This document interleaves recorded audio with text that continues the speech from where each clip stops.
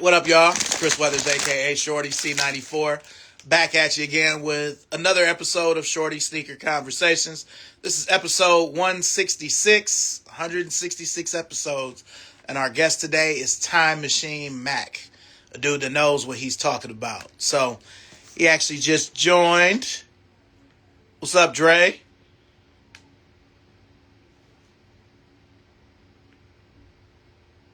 What's up, Rabby Enterprises, Rochelle? All right, and we are going to.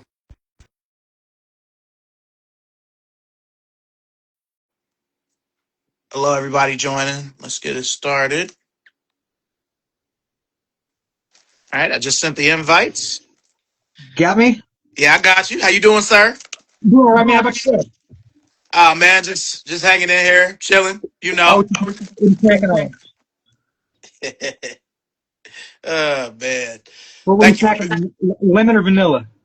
Oh, it's vanilla. Vanilla. Oh, lemon ones are where it's at. Hey, I just ran out earlier. I'm not. I'm diabetic, so I shouldn't have had this shit at all. But Yeah, be careful. yeah, nah, it's good. It's good, man. Thank you for being here. Before we get. Thank you for having me. Honored to be here. I met so many cool people already. This is awesome. Yeah. So everybody knows who you are anyway, but you mind introducing yourself to the people before we get started? I'm just a guy who likes shoes. That's all I can say. I'm just a guy who likes shoes a little more than most people. Um, I've been into shoes since I'd say '98 was when I really started, and I'm Okay. sure we'll touch base on that before. But I don't have like a whole lot of like knowledge about shoes before '98. That's just not my forte. But when it comes to '98 and up, especially like '98 through like '03, '04, I can point out the most obscure models. I can identify just the most random stuff. Um, got a lot of respect for retros and this and that. I just I just like shoes, man. I guess that's all I can say. And I'm so glad to have found like this community because it's not something like pretty much like most people in my life don't even know about it like that. Like, yeah, like I show up with cool shoes here and there, but I could talk about it for like hours and hours on end. So I don't even get that. I don't even get that motor going because I know they're not trying to hear it. No, I have a similar situation. Like, I have a lot of friends through sneakers, but like my two friends that I grew up with where I'm from, like I met my best friend in fifth grade, '91, because he Mhm. had the white sixes, I had the black ones, but he hasn't had a pair of Jordans since. Really? So yeah, it's my two old best friends, they're not into it, and they probably look at me like I'm crazy, like, why do you have all this shit? But Yeah, it's all good. yeah, I'm there. Well, I always ask my guests, when you get started, what's the most important thing you've been able to take from the world since the pandemic started?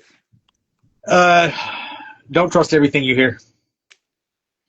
There's so much confusion, and looking back on it, it's like, I mean, the entire world was effectively held hostage for 2.5, 3 years. It's really bizarre looking back on it. And I think it's really distorted time, like people's perspective of time too, where it's like those COVID years kind of didn't exist, and it's like, oh shit, it's 2026 now. This happened in 2020. Like it's the fastest time has ever moved for me, and I'm sure that's for plenty of other people. Um, yeah, I mean, it was absolutely something to experience, something that's going to be in the history books for a really, really long time. Uh, and that's about all I got to say about it. Okay. Okay. Now, since you said that your knowledge of sneakers goes back to, '98, what was kind of like your first moment with sneakers, or your first sneaker moment where you like, all right, this might be So something? I really attribute it. So take a look here. I got notes. Otherwise, I won't remember nothing. I'm glad you sent me those questions. um, so uh, my relationship with sneakers when I really got into shoes was when I saw it wasn't even the glove. The glove was even cooler, but the son of glove. Everybody on my basketball team had them. Like everybody had them. They were absolutely everywhere. I think I'd seen Aaron Cooper mention that it was the best-selling shoe of 1998 by a landslide, and I completely believe that. Prior to that, as for like my early sneaker stuff, I always wanted fancy shoes, and you having worked for Converse might appreciate this, you know, and you got a couple years on me, but I'm a Nike guy. My kids are like New Balance, Asics, Puma. You know, like I'm not lucky with my son. All he cares about is white on white forces, so that's the easiest thing My on son planet too. Earth. Yeah, that's all he cares about. Like, no, he don't care about no other shoes. You know, I've given him some colored forces and stuff that that I've had before. But it's Air Force Ones for him. That's the only shoe he really cares for. But I'm a Nike guy, and I kind of push. I try not to push Nike stuff on my kids, but I always say, like, if you're gonna ask my opinion, I'm gonna say go with the Nike. And my dad was a hardcore Converse guy, which meant me as a kid, him paying the bills. I was a Converse guy too by default. So I always had a really limited budget on shoes, and we'd always go to the Converse outlet. There was a Converse outlet back here back in the day. There's one now, but it's in a totally different location. But this old Converse outlet, I got a lot of good memories of. But for a long time, it was like you were pretty much limited to like Chucks, maybe some Pro Stars and other stuff. But I remember going there, and of course I wanted Jordans. Everybody wanted Jordans. But they had those Dennis Rodman All-Star 91s. They had two pairs of Dennis Rodmans. They had the fancy ones with the tattoo sun logo, the like higher top ones. Mm-hmm. I think those were technically the Rodman 91, and the other one was the All-Star 91. Yeah. Both of them were kind of Rodman shoes. That was the one I really wanted, but even at the outlet, it was not on sale. It was full price, $99.99. I wasn't getting that one. But that All-Star 99, or pardon me, All-Star 91, that was the first time I had a pair of shoes that made me really feel like I kind of fit in or whatever. A bunch of other kids in the class had them.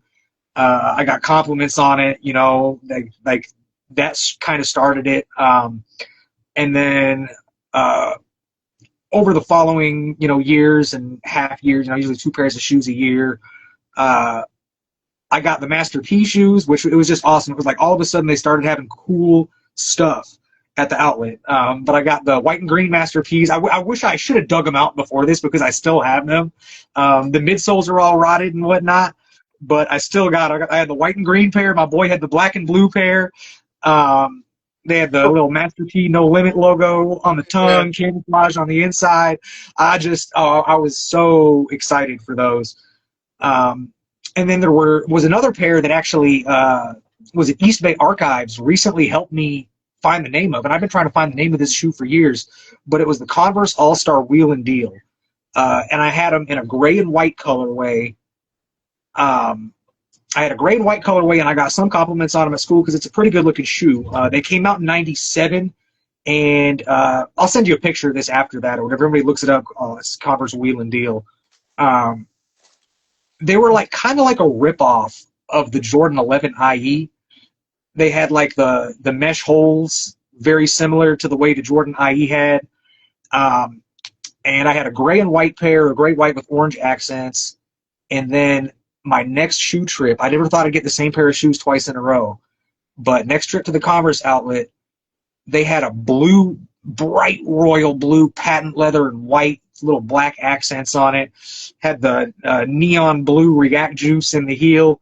Really good looking shoe. If you were to see the shoe, really good. Like, people were like, are those pennies? Like people freaked out over these shoes because like they're Converses, so like nobody had ever really seen them, and I've never heard anybody talk about them. I never heard anybody talk about them since. You look confused, like you're like, I don't know what shoe you're talking about. Well, let me just say, the '90s, buying Converse from the '90s is difficult. I've had more luck finding Converse from the '70s and '80s that are still wearable over the '90s because a lot of that React stuff got recalled. And the majority of the Converse that I've had crumble on me have been from the From the '90s. era. Yep. Yeah. Luckily now, if I could find a pair of these, I would be hyped as hell because They were if I remember correctly, and I'm sure I remember correctly because I wore them so hard, I like rubbed the heels together and whatnot, and kind of saw what they were made out of. But I'm pretty sure it was an EVA midsole, so not a polyurethane like the Master P's and most of the other Converses. Hmm. So I would find a pair. I know they need to be re-glued and stuff, but I've been looking regularly. I've got a search set for like eBay for just like Converse React, the most simple basic search, and I search this constantly. I search sold listings just to see if I could get a picture of them, and I search new listings almost weekly to see if I could find these shoes in there. I mean, I'd buy them in a size 7 if I could find them just to have a pair. I Um, I but, appreciate that. yeah, but definitely a memory that's locked in. But even then, like shoes were shoes to me. They weren't anything crazy, crazy. It was really nice to have like cool shoes, cool shoes that didn't get made fun of and all that. And like once Converse started carrying good stuff, like a lot more stuff with the times, like 96, 97, 98. I was really glad to be able to, get stuff at the Converse outlet. Shortly after that, I wanted some Jordans, and my dad's like, "You want Jordans or a lawnmower? If you get a lawnmower, you can buy all the Jordans with the money you want. If you want the Jordans, I'll get you the Jordans, but you're just gonna have one pair of shoes."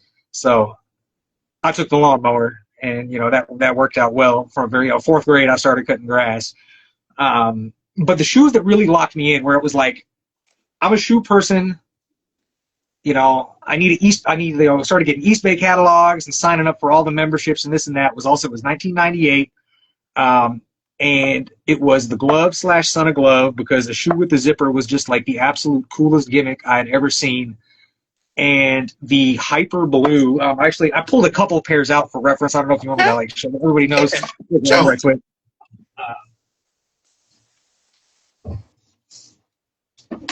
But the hyper blue Air Max Plus blew my mind. Just absolutely blew my mind as a kid. Seeing that shoe with Foot Locker, I didn't get them. I didn't get them. I didn't get a pair until '01. I got the red and black ones. Mm. But this shoe here was so different than anything on the wall. And that's, I think, kind of where like I say, like I'm a 98 and up guy. Like I like older shoes. I got plenty of retros and there's older stuff that I think is super cool. But my Yeah. heart is really with like this Alpha Project era of shoes. Yeah, I mean, a lot of people. I've heard Air Max purists I know say those are the real Air Max 98. Talking about the tuned airs, the Air Max I, Plus. So they were the most popular Air Max in '98. That's without a doubt. They were without a doubt the one you saw the most frequently. They were without a doubt the most popular. Um, yeah, in I the actually got a fall. pair. That picture that you sent me of the TL 98s. Hmm. I think some people call them Air Max 4.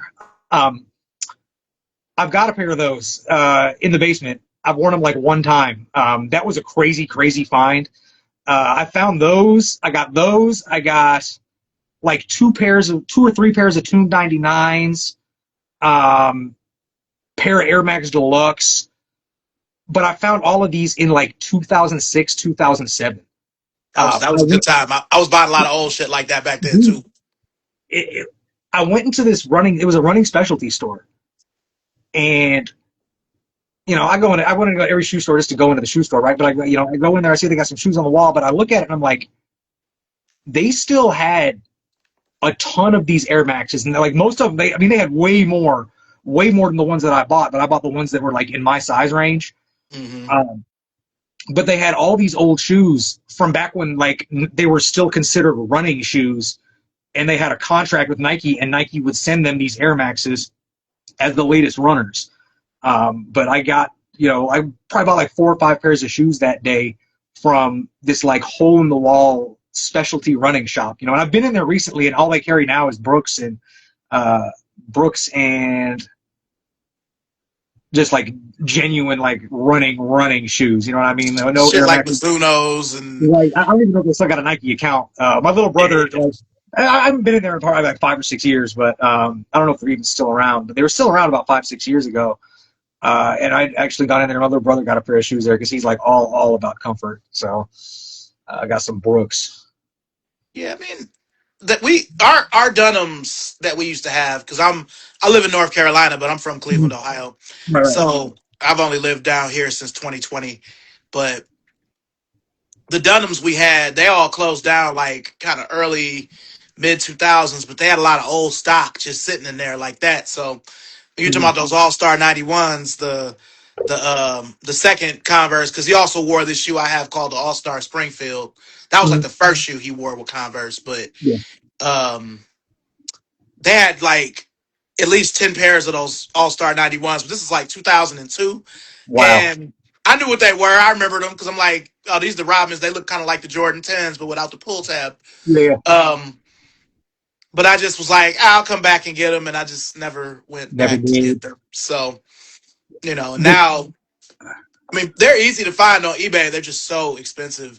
And you Oh, know they're very not good. going to be wearable Yeah. because people be like, Yeah.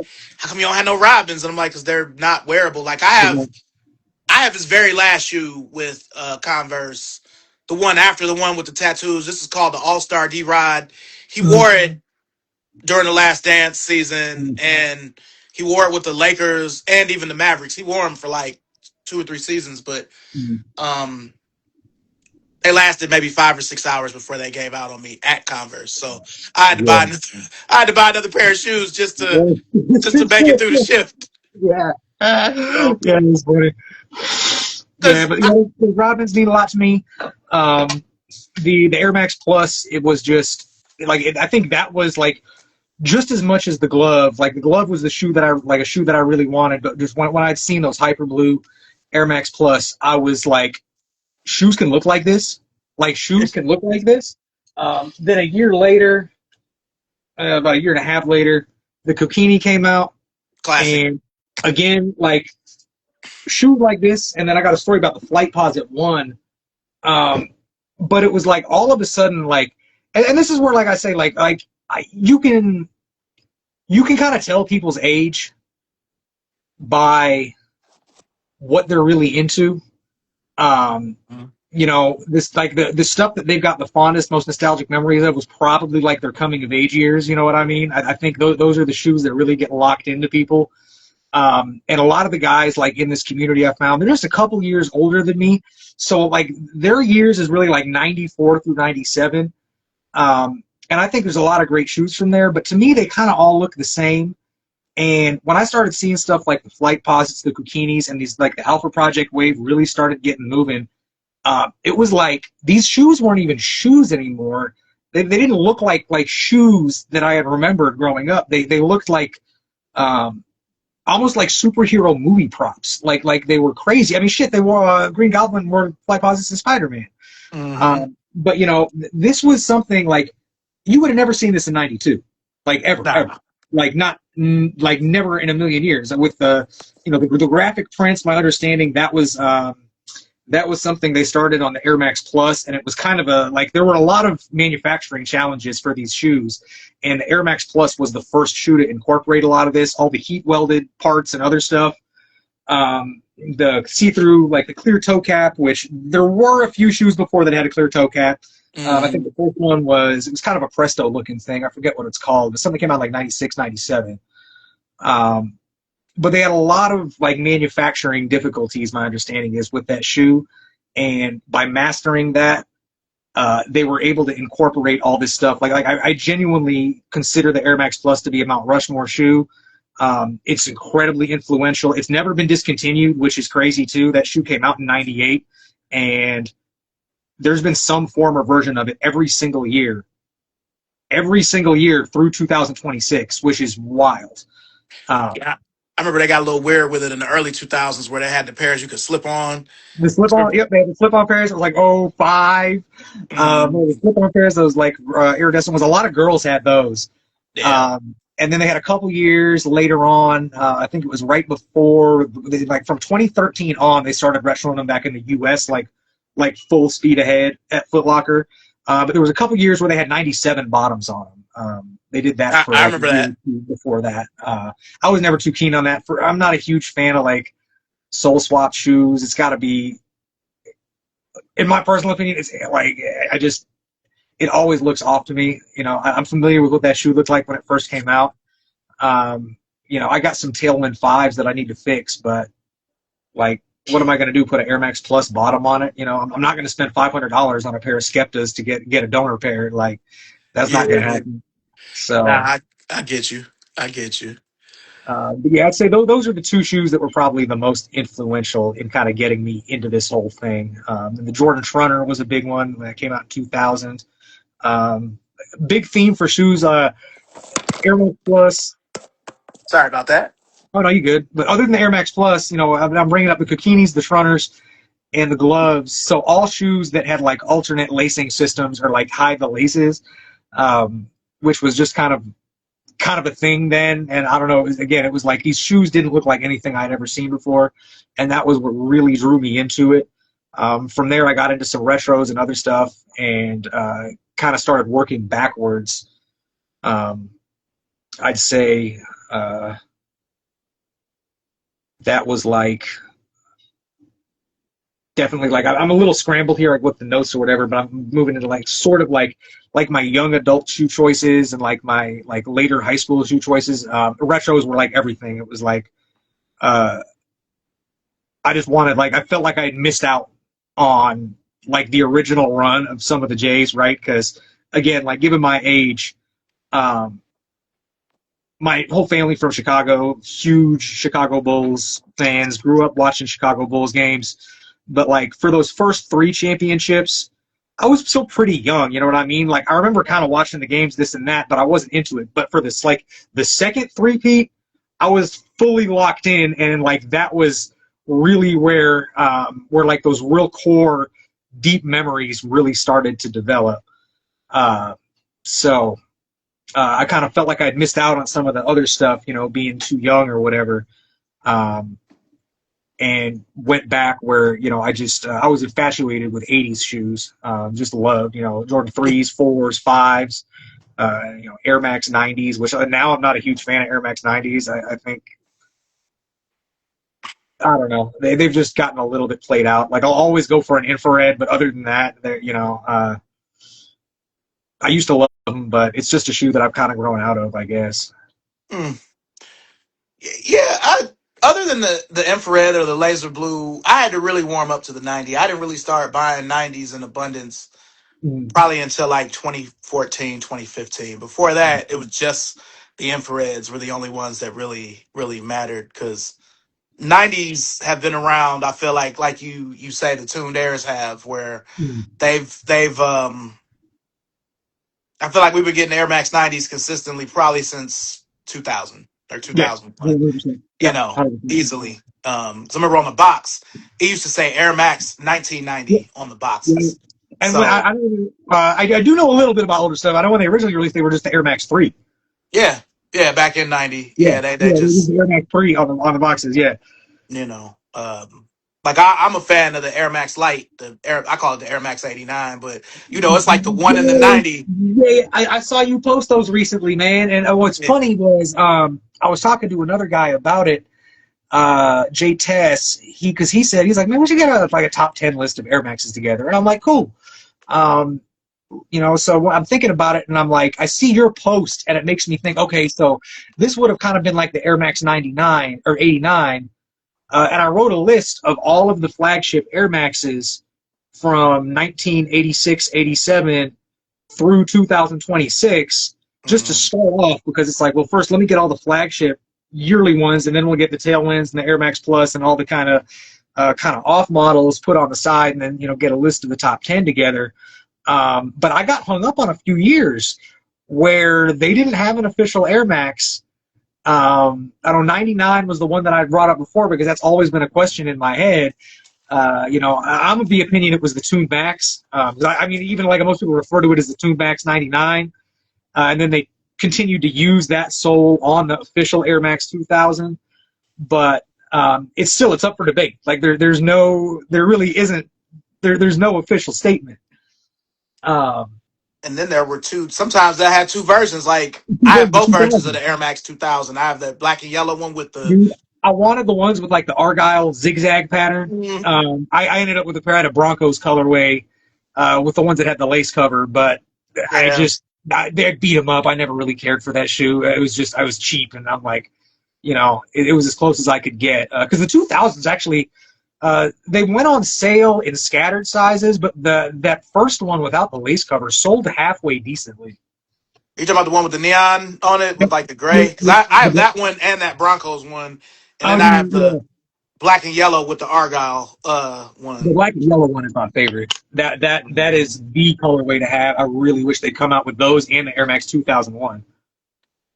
Yeah, I mean, I still have my black and I chrome. thought, I I thought, always wanted that silver one with the that looked like dude, the '97. I just never got to I'm get so it. mad because that's one of my regret shoes too. One of the ones it's like, oh, I'll get them next time. I'm at the Army AFI store, right?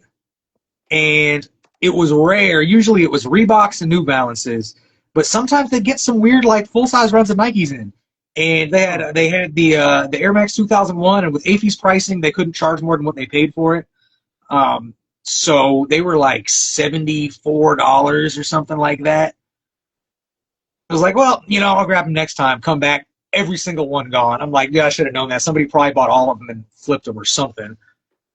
You know what's interesting about that time too is that because starting in '97, going into '98, they started the SC, line where they were bringing back '95s and making them leather and bringing Yeah, back '97s even after.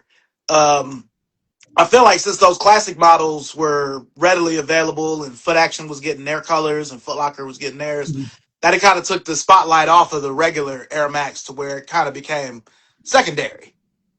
I could agree with that. Yeah, yeah, I could agree with that. You know, Yeah, I think people were, I imagine people were pretty hyped about the Air Max 95s. Wasn't long after the release, um, but I remember seeing those a lot, like a lot, a lot. Uh, and yeah, and I think like maybe a little bit of saturation with some of the older models too, where it took the spotlight off of the flagships a bit more. yeah, because like all right, when '95 came out, that was freshman year for me. Mm, Because there's a reel I'm gonna make about that. It's taken me quite some time to do with all the overlays, mm, but I always say 1995, 96. That was my freshman year of high school. mm. Rochelle, if you're still in here, 96, that's your year. But 96, that was like the best year for shoes ever. 95, 96. You had the 11s, the Deons, the Pennies, I know the everybody says it. Griffies. Everybody says it. I can't argue it. My personal opinion is 98, but I can't argue it. I got more favorites from 98, but then again, like I said, that was when I got into shoes, so it only makes sense. No, 98 was a good year, but my memories of it, beside the 13 and the glove Mm. and that Iverson answer, The one Reebok Shroud was. Oh, I need a pair of Shrouds bad. I've been trying to find them, but I cannot get them in my size. what's crazy Um, is being from Cleveland, I hated because I didn't really fuck with Reebok in the '90s. I'll be um, honest, okay. but it's a shoe that I wish I had now just because it was Sean Kemp's shoe and he was on the Cavs at the time. He had a Yeah. couple of different Rain Mans. I mean, everybody remembers his Sonic shoes, but he had some good Cavs shoes that I'd love to have now that I could have got for dirt back then. But I was like, nah, I was strictly 90 and Nike until like '99. Yeah. But '98 was a good year. A lot of good SC, a lot of good Air Force Ones, a lot of good Air Max Yep. 95s. Yep. A lot of the retros came out. Air Um, Force Ones. Grant, when did Air Force One? When they really first start they've been considered like retros? Would that have been like in your opinion? Would that be like when the mids came out? Maybe was that 95? a little before. I remember being in Foot Locker in like '91, '92, and they had the highs, and they just Yeah, had black and white yeah, and white and black. And then they started doing the colors. The mids didn't come out until '94, '95. But yeah. I feel like the Air Force One has been around kind of like the Air Max 90, where, it's Exactly. Yeah. just, I think now I know they had like a year off or whatever, like 83. Like you could like if you find an 83, it was probably released in 84. It was just a late production 83. yeah. But they were only distributed to those Baltimore stores. Yeah, Right. Charlie Rudo Sports, Right. DTLR, Right. and I think a New York store, Juman, or somewhere in New I think York it got them too. was in Europe later on. If my history's right on this, and I could be wrong, but I think it was the two guys in Baltimore started placing joint orders to Hmm. get the colorways, which caused Nike to produce them. Yeah, I remember. It was And then the Cinderella New Yorkers, shoes, DTLR, and Charlie Rudolph Sports. Yeah, mhm, yeah. yeah, and then the New Yorkers were coming down to Baltimore to go get them, which made the New York stores realize, hey, we can make money off of this. So not too long after, they started contacting Nike about the same thing, and that's where you get some of the NYCs and whatnot. And it's one of the things that makes those shoes so hard to find. Uh, Yeah. Yeah. I think they're like old forces, and you sometimes like it's crazy. Son of Glove is the same way with me because I look that shoe up all the time. But with old forces, it's crazy because I'll see colors and I'm like, I had no idea this existed. Like I've never Mhm. ever seen this before. And the Son of Glove for me, it's like one of my top shoes. I've got a huge collection of them. And it blows my mind because I search for them regularly and I keep on finding colors I didn't know exist.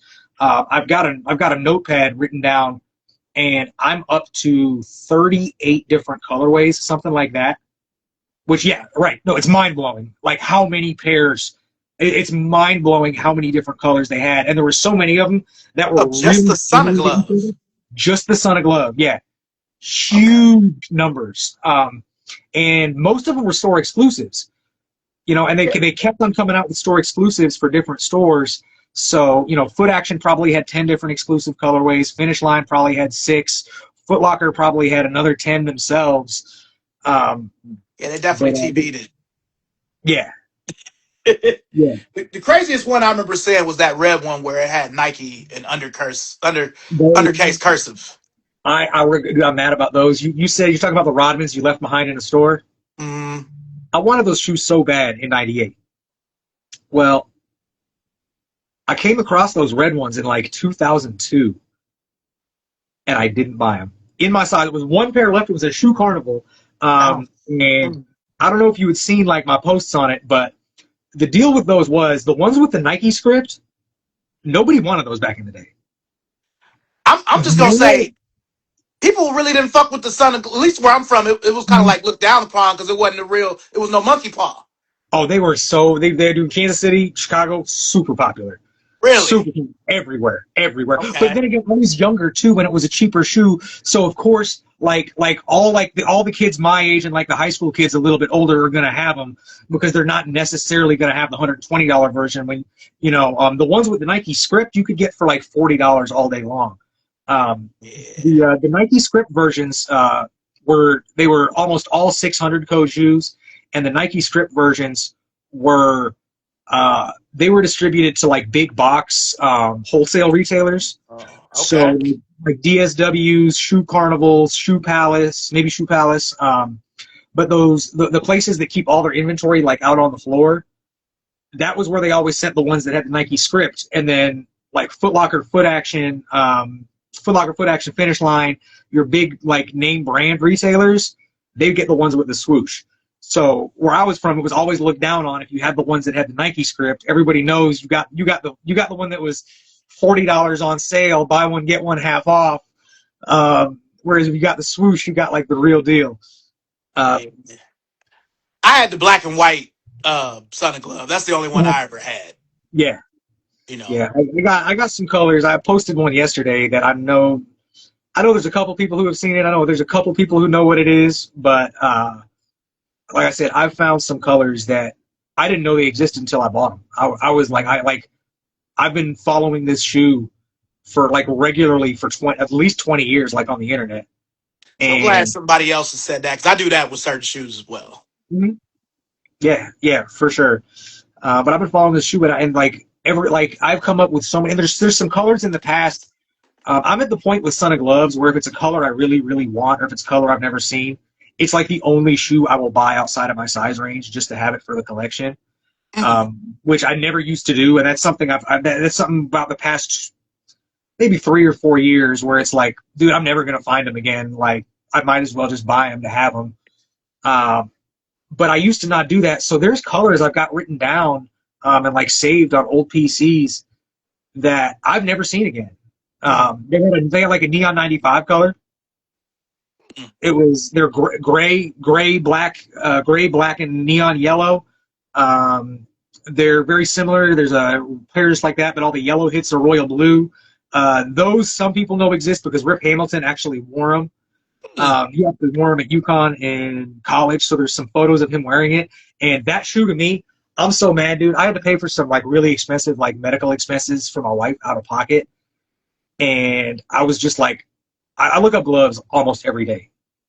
Almost every day, I look for them online, and I was like, man, I'm spending all this money. I can't even bother to look.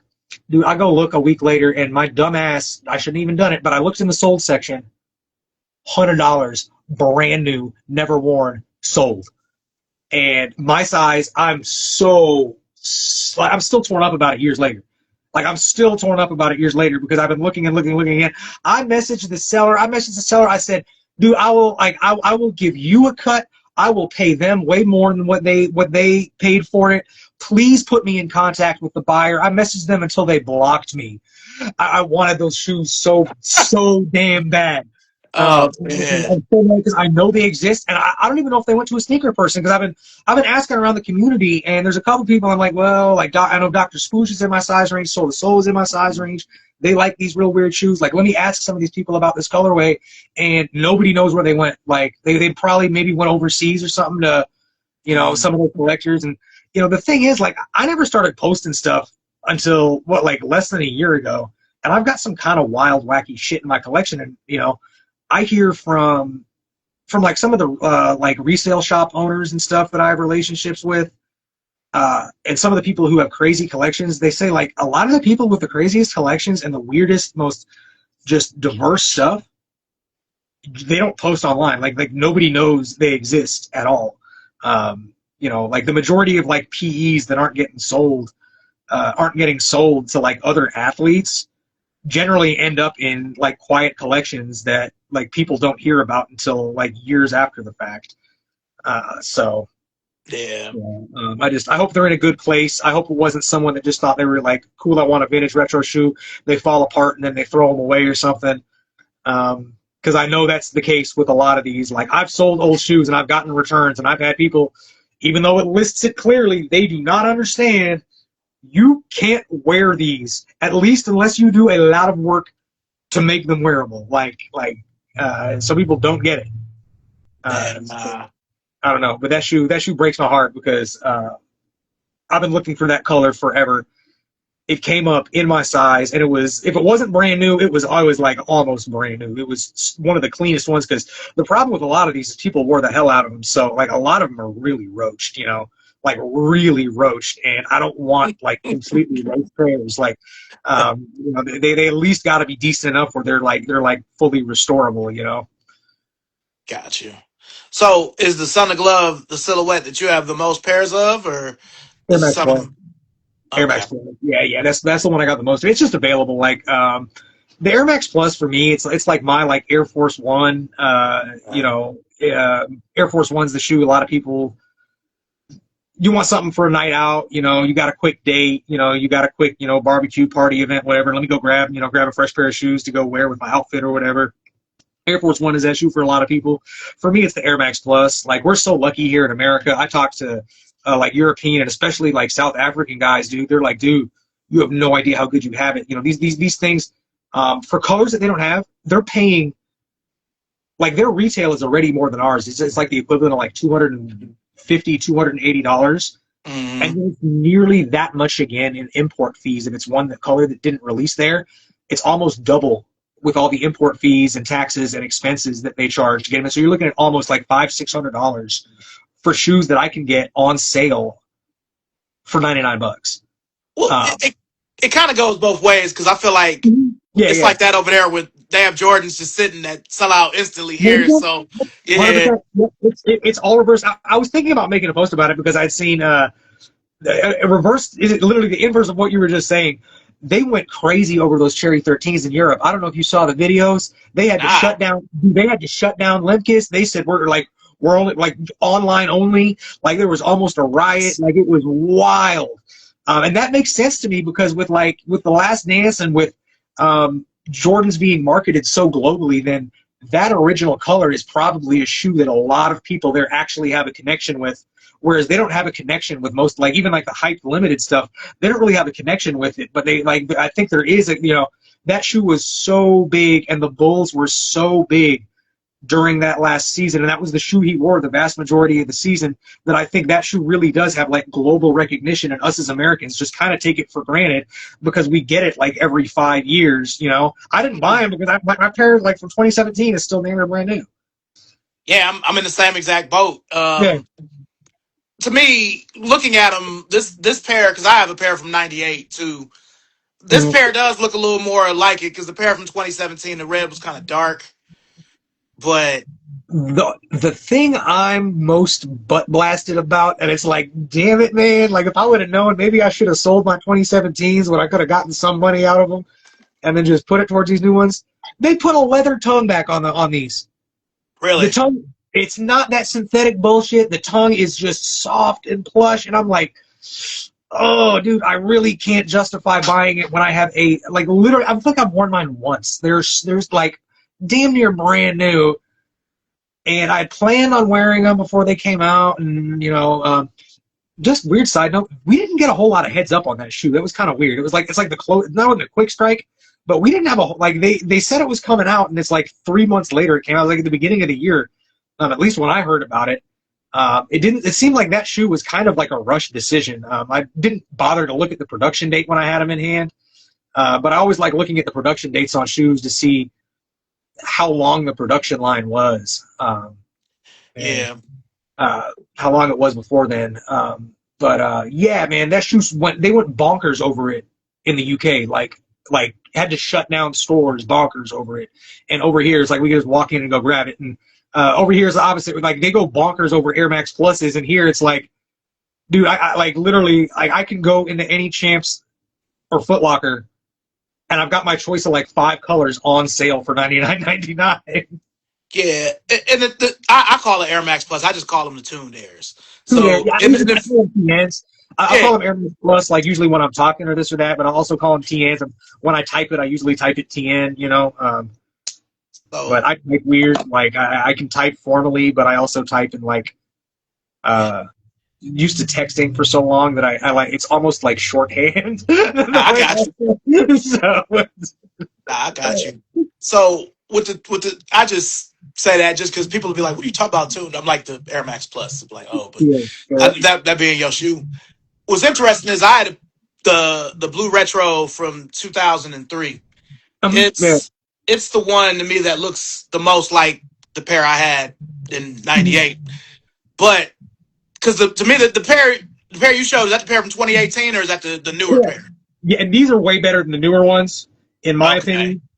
yeah, The newer ones they're washed out so wide.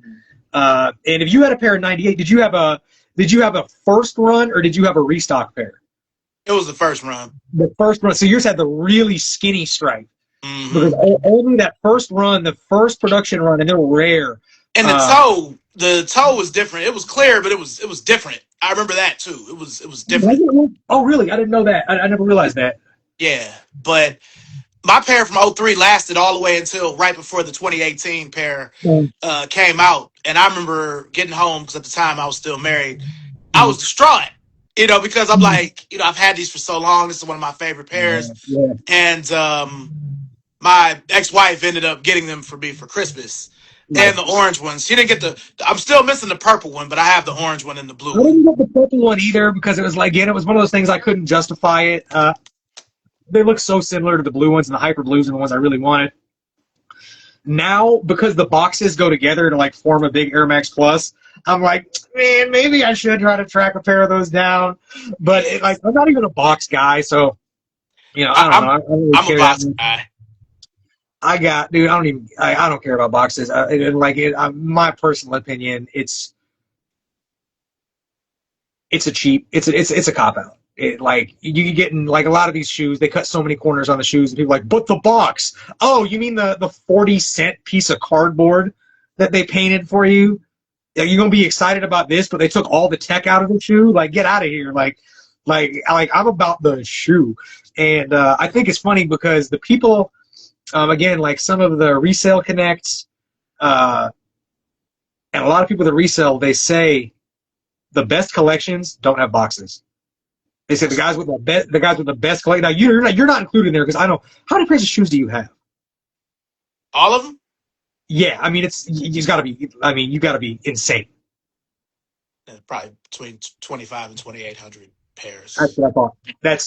I was gonna guess 2,000. Yeah, Yeah, that's what I thought. You've been in the industry for such a long time, and you've got some years on a lot of people, and you don't seem to like get rid of any of your stuff. Like I mean, some of the stuff I see you post. When I saw you post those 2001s, I'm like, and when I saw you post those 94s, I'm like, okay, this collection is probably so deep you go through it and forget you had shit.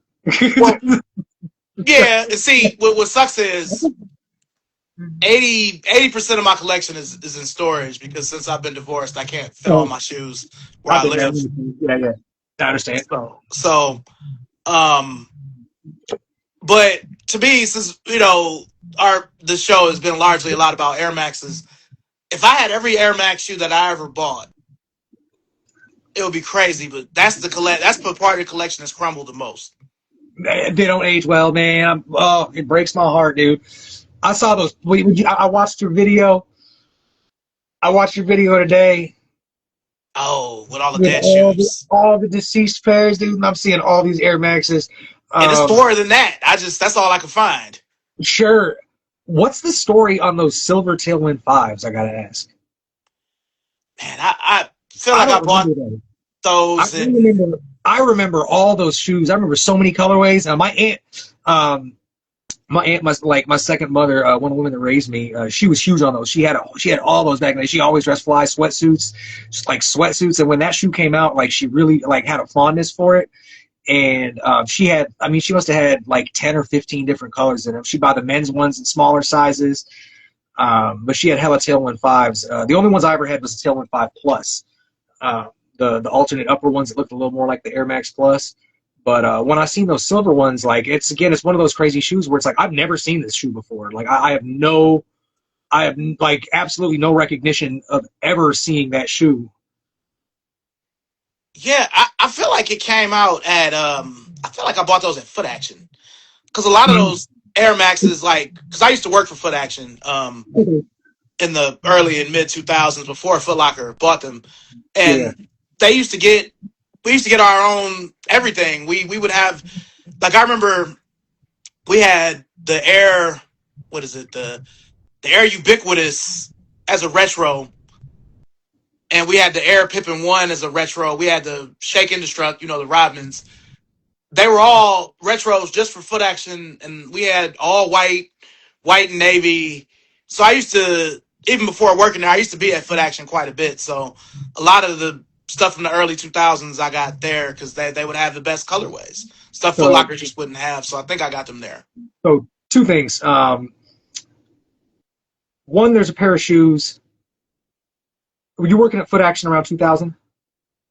A little bit after that, but I was there quite a Okay. bit. So it might have been just after.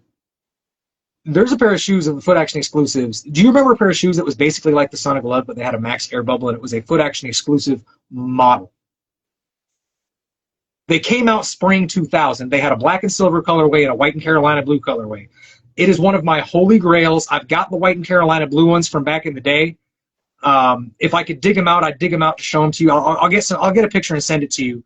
But nobody knows this shoe exists. I've looked it up by name. I've looked it up by SKU. Yeah, you got to send me a picture of this because that's No, they look just like Son of Gloves, and they've got the Air Holistic sole on it with a Max Air Bubble,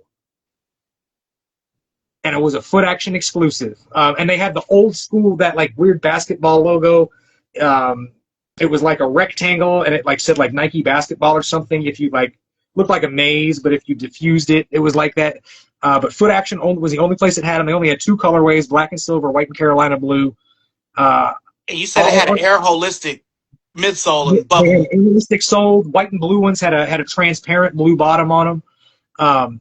Gorgeous shoe, man. And I just like I want the Air Holistic to come back out because I just want to use a donor sole to bring these back to life. And the Holistic sole, it was a cheapened out Holistic sole. They didn't pay for the front air bubble, so the front air bubble is just molded out of like regular polyurethane instead of having the Holistic's front bubble in it.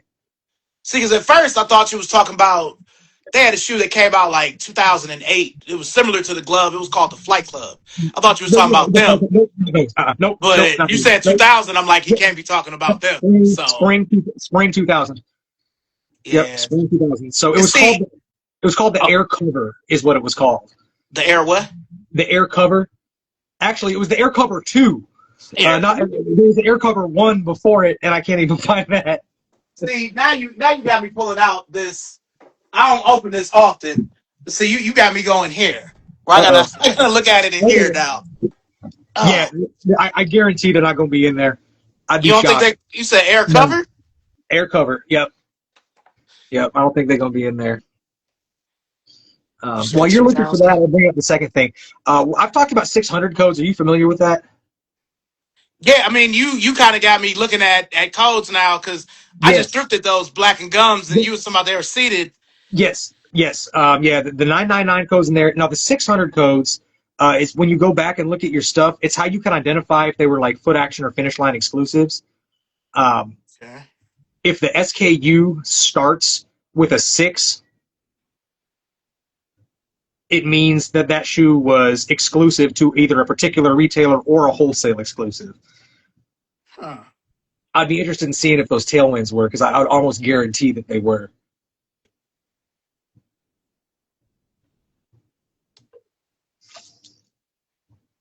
You said air cover. Yeah, you got me because this is the 2000 Mhm. page here for the Yeah. sole provider. Do you So I got remember? this book from Foot Action too, I, back in like I need to get that book again. I had it years ago, and I don't know what happened. I think somebody stole it or something.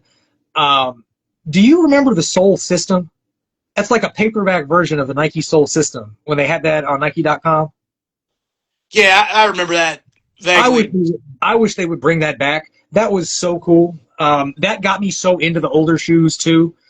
Being able to look at like the lineage of, like it started with the Blazer, and you could basically progress down the line, and it was like it would split off into Force and Flight, and then it would split off into like different signatures, and it was like a family tree of Nikes. I wish they would bring that back online, or like some, I mean, maybe there's probably a half decent idea for an app, uh, but It's kind yeah, of like it's not enough people like us to do it. That's in you're the right. Yeah, you're right. in the industry because I mean, like, all right, not last year, but the year before, I got to go to the DNA archives, and the dude that was kind of showing me around, he was kind of put off by me because he wasn't telling me anything I already didn't know.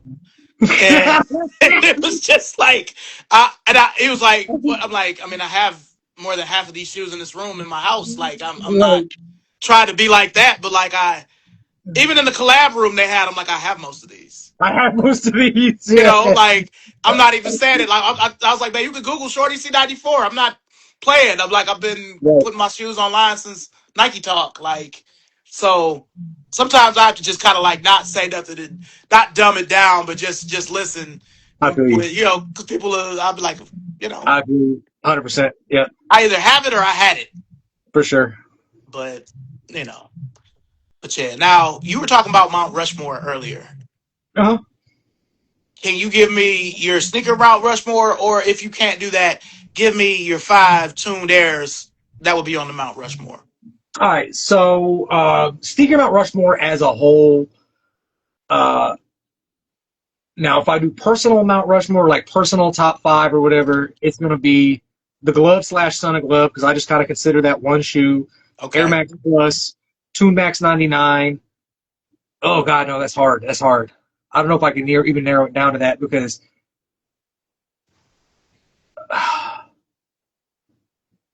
I want to put the Trunner on there. I want to put the Jordan 16 on there.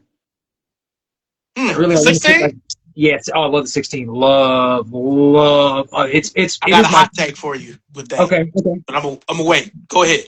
Oh no, it is. The 16 is my favorite Air Jordan design wise of all of them. Hot take. My favorite. Now, see, this is where my top 5s get tricky, right? I have Mm, shoes that I like to wear that I wear on a regular basis, and I'd say like my top shoe wearable is probably the black metallic fives. I've gone through so many pairs of that shoe. I've always got a pair in rotation. It's one of the few shoes that I'll always just wear I'll wear them until the soles are black and completely smooth. Wear them until they're worn out. But that's a shoe that I just can't keep off my feet. Black and red Jordan 11 is extremely influential and important to me. It's one that I wear regularly. It's one that I wore regularly. I got the retros in 2001, and they've basically been on my feet ever since. But then you've got shoes like the 16, where I love wearing 16s, and I wear them like somewhat regularly, but I kind of wear them for occasions. And you got to really have like the proper fit for those. Yeah. But design-wise, like from a pure design perspective, I think it is like the 16 and the 17, in my opinion, are like the apex of sneaker design as a whole.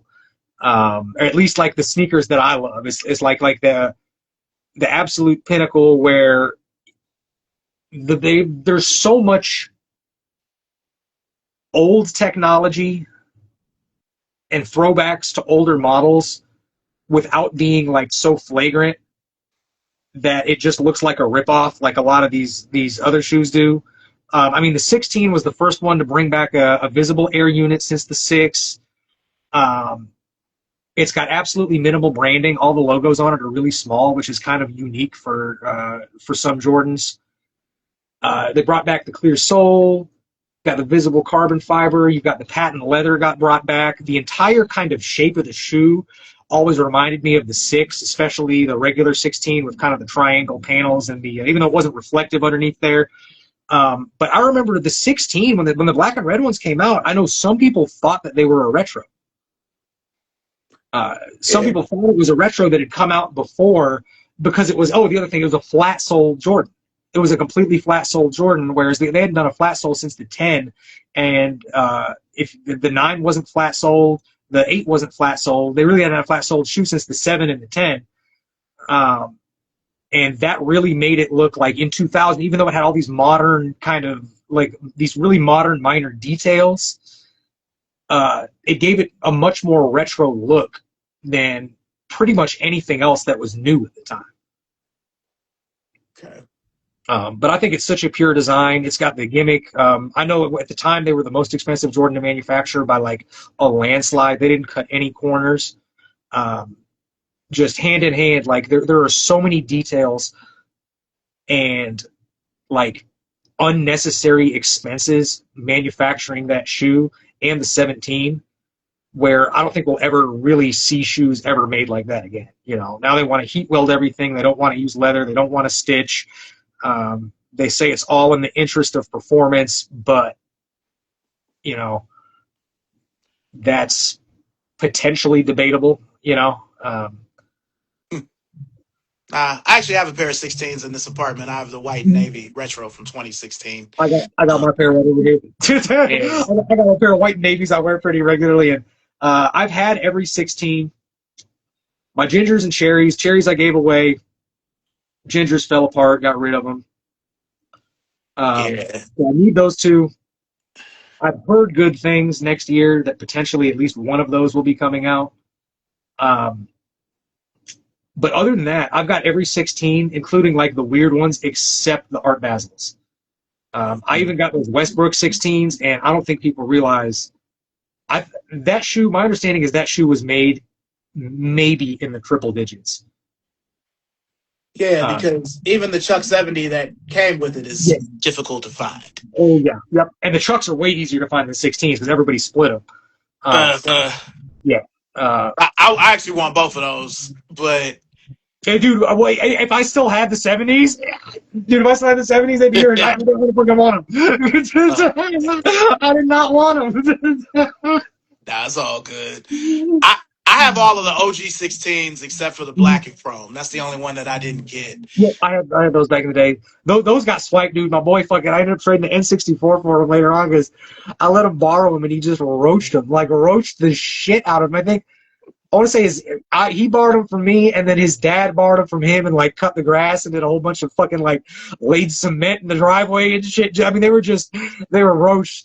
But he's like, yo, like the shoes are fucked, man. But I'll give you this old N64, and I'm like, cool, cool, Yeah, whatever. yeah. Now, my hot take on the 16 is, um, without the gator shroud, whatever you call it, it looks like a Team Jordan to me. Especially the cherry woods and the gingers. Maybe, but It okay. So doesn't look like an Air Jordan if it doesn't have a shroud on it. Just that's just me. see, I usually I'll go one shroud on, one shroud off sometimes, but I usually wear them with the shroud off. Uh, I'm usually shroud off. Now you say they look a little like a Team Jordan. Is that because they look like a Team Jordan, or is that because so many Team Jordans afterwards took inspiration from that shape? Nah, I feel like like without the shroud, it could be a Team FBI or one of the other Team Jordans from that time. Not even after. But right, but they were, you know, I don't know. I guess I'm getting defensive here. So I Nah, I don't want you love know the shoe. No. But I've like. got huge love. I have huge love for Team Jordans, and what you're saying makes sense because Wilson Smith, who designed the 16 and the 17, he designed a ton of Team Jordans. Mm-hmm. You know, he was behind a ton of Team Jordan shoes. So it makes sense that they would kind of have that DNA in it. I think a lot of Team Jordans of that era and the 16. The one thing that's really notable about the 16 is a kind of square toe box. Mm-hmm. And, you know, he was in charge of Nike Tennis for a long time. And I think the 16 takes a lot of like traditional tennis shoe influence. And a lot of his team models that came out around that same time take a lot of tennis shoe influence, where they've got the wider toe boxes, kind of lower profiles, lots of leather, lots of white colorways. Like, I can definitely see some like tennis DNA from shoes of that era. The Team Elite, which I was never a huge fan of, that one was really popular with the girls at school. But that Jordan Team Elite was built on a 16 last, and it really looks like a tennis version of the 16 almost. Just all leather with really simple panels. Again, I'm not a huge fan of that shoe, but I could definitely see like the tennis influence in some of those designs, and I definitely would attribute that to to Wilson Smith's experience over at Nike Tennis. Yeah, nah, I actually we've messaged each other over time, but I actually got to meet him when I got to go out there last year. So we got to talk for a little bit. I only had about 30 minutes with him, but I had to really fight being starstruck because Yep. I'm like, man, Airborne Up Tempo, the Jordan 16, the Jordan 17, and so many other models. And we're just talking like regular people. I had to like kind of contain myself a little bit. Yeah, Cam just met him the other day, dude. Everybody's got nothing but good things to say about him. I mean, I can just tell by his energy in interviews that he's just a really like passionate and positive individual. I would love nothing more. Like honestly, there's so much information about Tinker and his designs out there. I would be more interested in sitting down with Russell and with Wilson Smith and asking him like a bunch of questions, especially with his work with Team Jordan, because there are so many Jordan designs that are attributed to him that I didn't realize. Because I'm a big fan of a lot of the old Team J's. That's something I've definitely circled back to, kind of more as an adult. That we get so many like 1s through 13s, like we've had so many for so many years come out, that I've really developed a taste and a hunt for different team models. Jordan's after 14, but I've really developed a taste for a lot of these things because we get so little of it that I think a lot of that newer stuff and a lot of that stuff that was kind of on the back burner and like looked down on for a while is what people are nostalgic about now, because it's hard to be nostalgic. You know, it's hard to be nostalgic about a shoe that comes out every 5 years. You know, a shoe that you've seen regularly since then. You know, it quits becoming nostalgia and kind of becomes a classic, if that makes any sense. It depends on the shoe. I agree, 100%. Yeah, It Yeah, 100%. depends. Yep. Cause like it's Yep. not Like, many. I feel like you and I both have them, but there are certain shoes where I'm like, man, I don't care how many times they bring it out or how many pairs I have, I'm gonna get a new one. the Like, 16 is one of those for me. I mean, really, like we're spoiled with Air Max Pluses, but it's still a shoe that brings me joy every time. You know, it's still a shoe when I see it on other people's feet, I compliment it. Oddly enough, like you can wear the most hype shit in the world, but if you've got a dope bright color Air Max Pluses, I get more compliments from regular people on these shoes than anything else. You know, regular people just love them. Like I can't go to Walmart without without somebody saying, "Oh wow, those are cool. Where'd you get those?" Or "Oh wow, damn." And that's not something you get with a lot of shoes anymore. You know. no, no. Yeah, the Tuned Air, it's, I always say Nike just sticks to what's simple, the 87, 90, 95, 97, but the Tuned Airs are probably right there with those. Yeah. It gets more love than a regular Air Max 98. Yeah. 100%. Yeah. Yeah. You know, Yeah, they didn't 98 dirty on colorways though. Like if they were to come out with some of those like those first retro run colorways and like some of those like JD Finish Line and Foot Action exclusive colors, I think they would have done better. But they always did weird shit with them. When they retroed them, I only bought a couple pairs. But for a couple years, what was always weird to me about it was like they even if they have a decent colorway, they'd make the tongue some random color that just like screwed up the whole aesthetic of the shoe. Uh, like it just like the one pair I got, which the color combination works, but for example, it's like pretty much a cool gray colorway with an orange tongue, and it would look yeah, better. that's what I'm Yeah, talking it about. would look better if it had a gray tongue, but like I do Mm. some lace swaps. I put some white laces in them and stuff, and they got like the orange airbag and some orange accents to kind of pull them together. But like even those, I was a little on the fence about because like there was a whole year when every Air Max 98 had a goofy tongue on it. Like they all had like the contrast color. They just slap it on the entire tongue as opposed to just make it was like they Nike ID'd it. We're like this shit. They're giving you the worst color blocking options. Yeah, 2018 and 2019. Yeah. hmm Because when they first retroed it, that wasn't like a Foot Action exclusive or whatever. Mhm. 2014, they came out with all of the OG colorways except for the Gundam, and they Yeah. made like two new ones. Those were decent, but after the Supreme ones, they just kind of went crazy Yeah. with them. Yeah. I like the snakeskin Supreme ones, but I'm a sucker for snakeskin shoes anyway. Like I love the Air Pythons, so like Mm-hmm. snakeskin shoes are all good to me. The Jordan 11 snakeskin, um, original navies, one of my favorite shoes of all time. Like absolutely love that shoe. One of my favorite 11s, high top, low top, whatever. Like it's in my top 5 11s. Period. I just love that shoe. Um, Yeah, but yeah, I thought the Supreme ones were cool. And then the Gundams are the only ones I ever hear people talk about. yeah. Like And I mean, it seems to be the only one people talk about. I had them back in '98, but they were so hard to get in 2018 that I couldn't get them. And now, because what size are you? I'm a true 12 and a half, but you know how that goes. I end up stuck in a 12 or a 13 usually. Nah, I got you. I'm a true 11 and a half, but I have shoes up to like that. That Black and Gum Jordan 1 is a Yeah, 12 and a half. yeah. But I I'll go depending on the shoe, like how rare it is and whatever. I'll go 11 and a half to 13 and a half. Like I'll go like a full size in either direction, and I can make that work.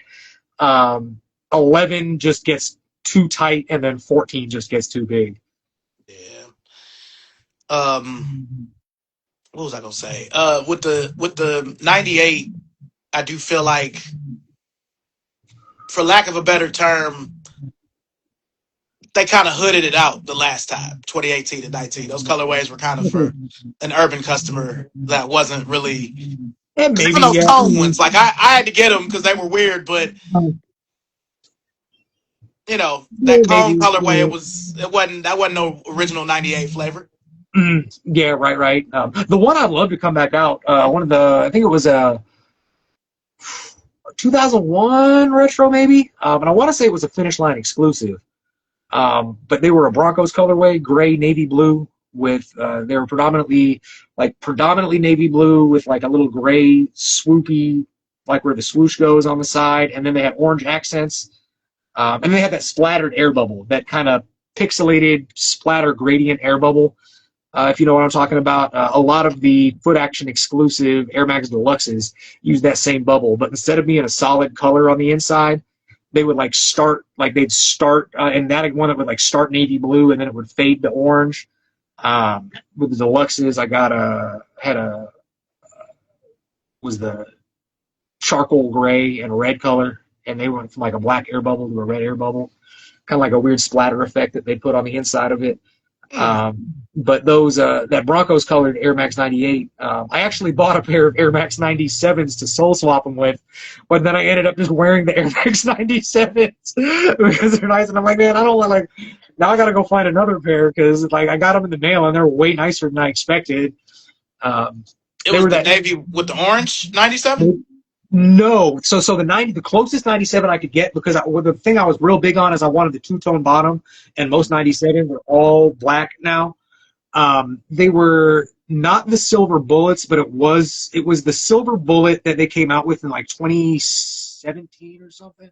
And they were all reflective. Instead of having like some of the leather panels and the white stripe, like every panel was reflective on them. But yeah, I just ended up kind of wearing them, and now it's like one of the shoes I just I got them right here. I was one of the shoes I just kick around in regularly. Oh, okay. Yeah. I was really big on. I couldn't find navy and white, but I figured black and white is close enough. And then they'd have a silver air bubble, which would kind of match the gray.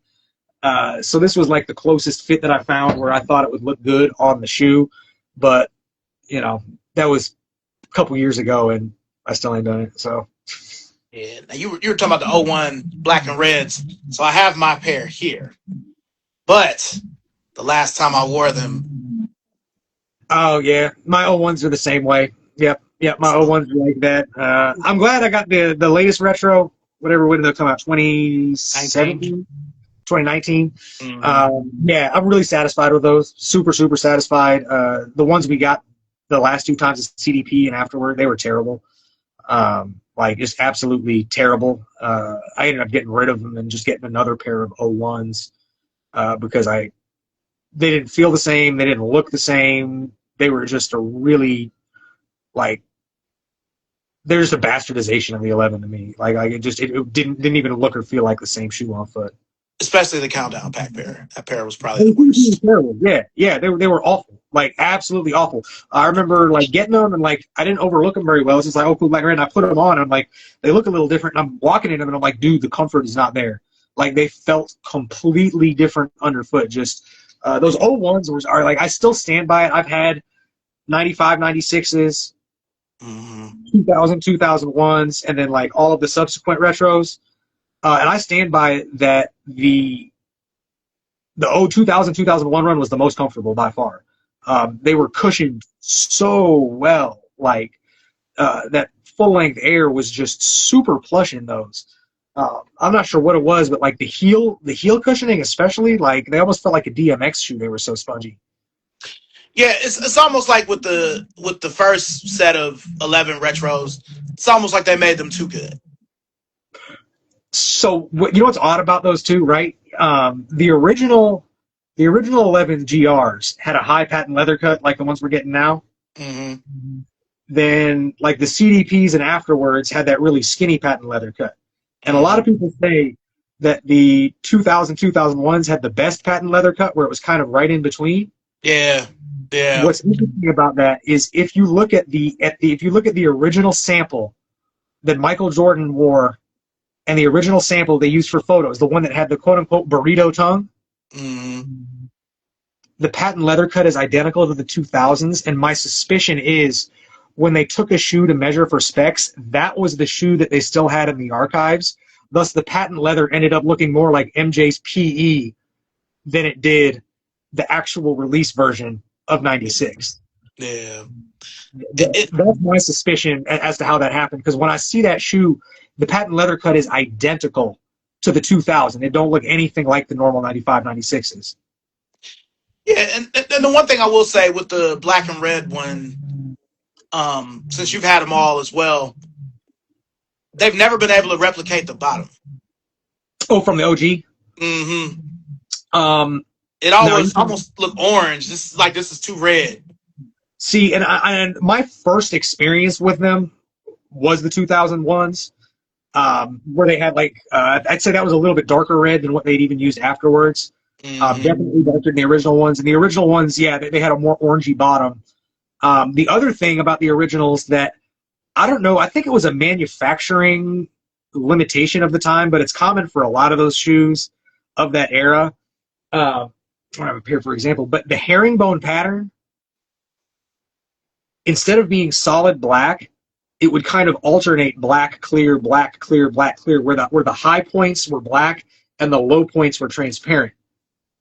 Nah, You you I know recall what you that? mean. Yes, Hmm. and that's something I always wish that they would get right.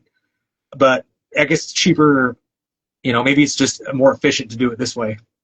Another small nuance that I noticed having OGs and retros with the 11s is with the Concorde and with the original black and red, the mesh, it had What's like the tones. It had like tones in it where if the light hit the white mesh on the Concorde a certain with way, a it would little kind of purple? look purple. Yep, yep. And then Mm-hmm. it would look red. Like this is just flat black. Like it Mm-hmm. doesn't have that in this. So Yeah. um yeah, I noticed that too. Yeah, there were a lot of details on those original, like just shoes in general. Um, like the pennies are another one. If you compare an original pair to a retro pair, it's like there's a lot more like little shiny bits and like Mhm. depth to the material. The gloves are like that. The original black and white gloves, that toe is not white; it's pearlescent. Yep, It's I it's remember it's that. it's pearlescent. It's not. It wasn't white white. It was slightly pearly.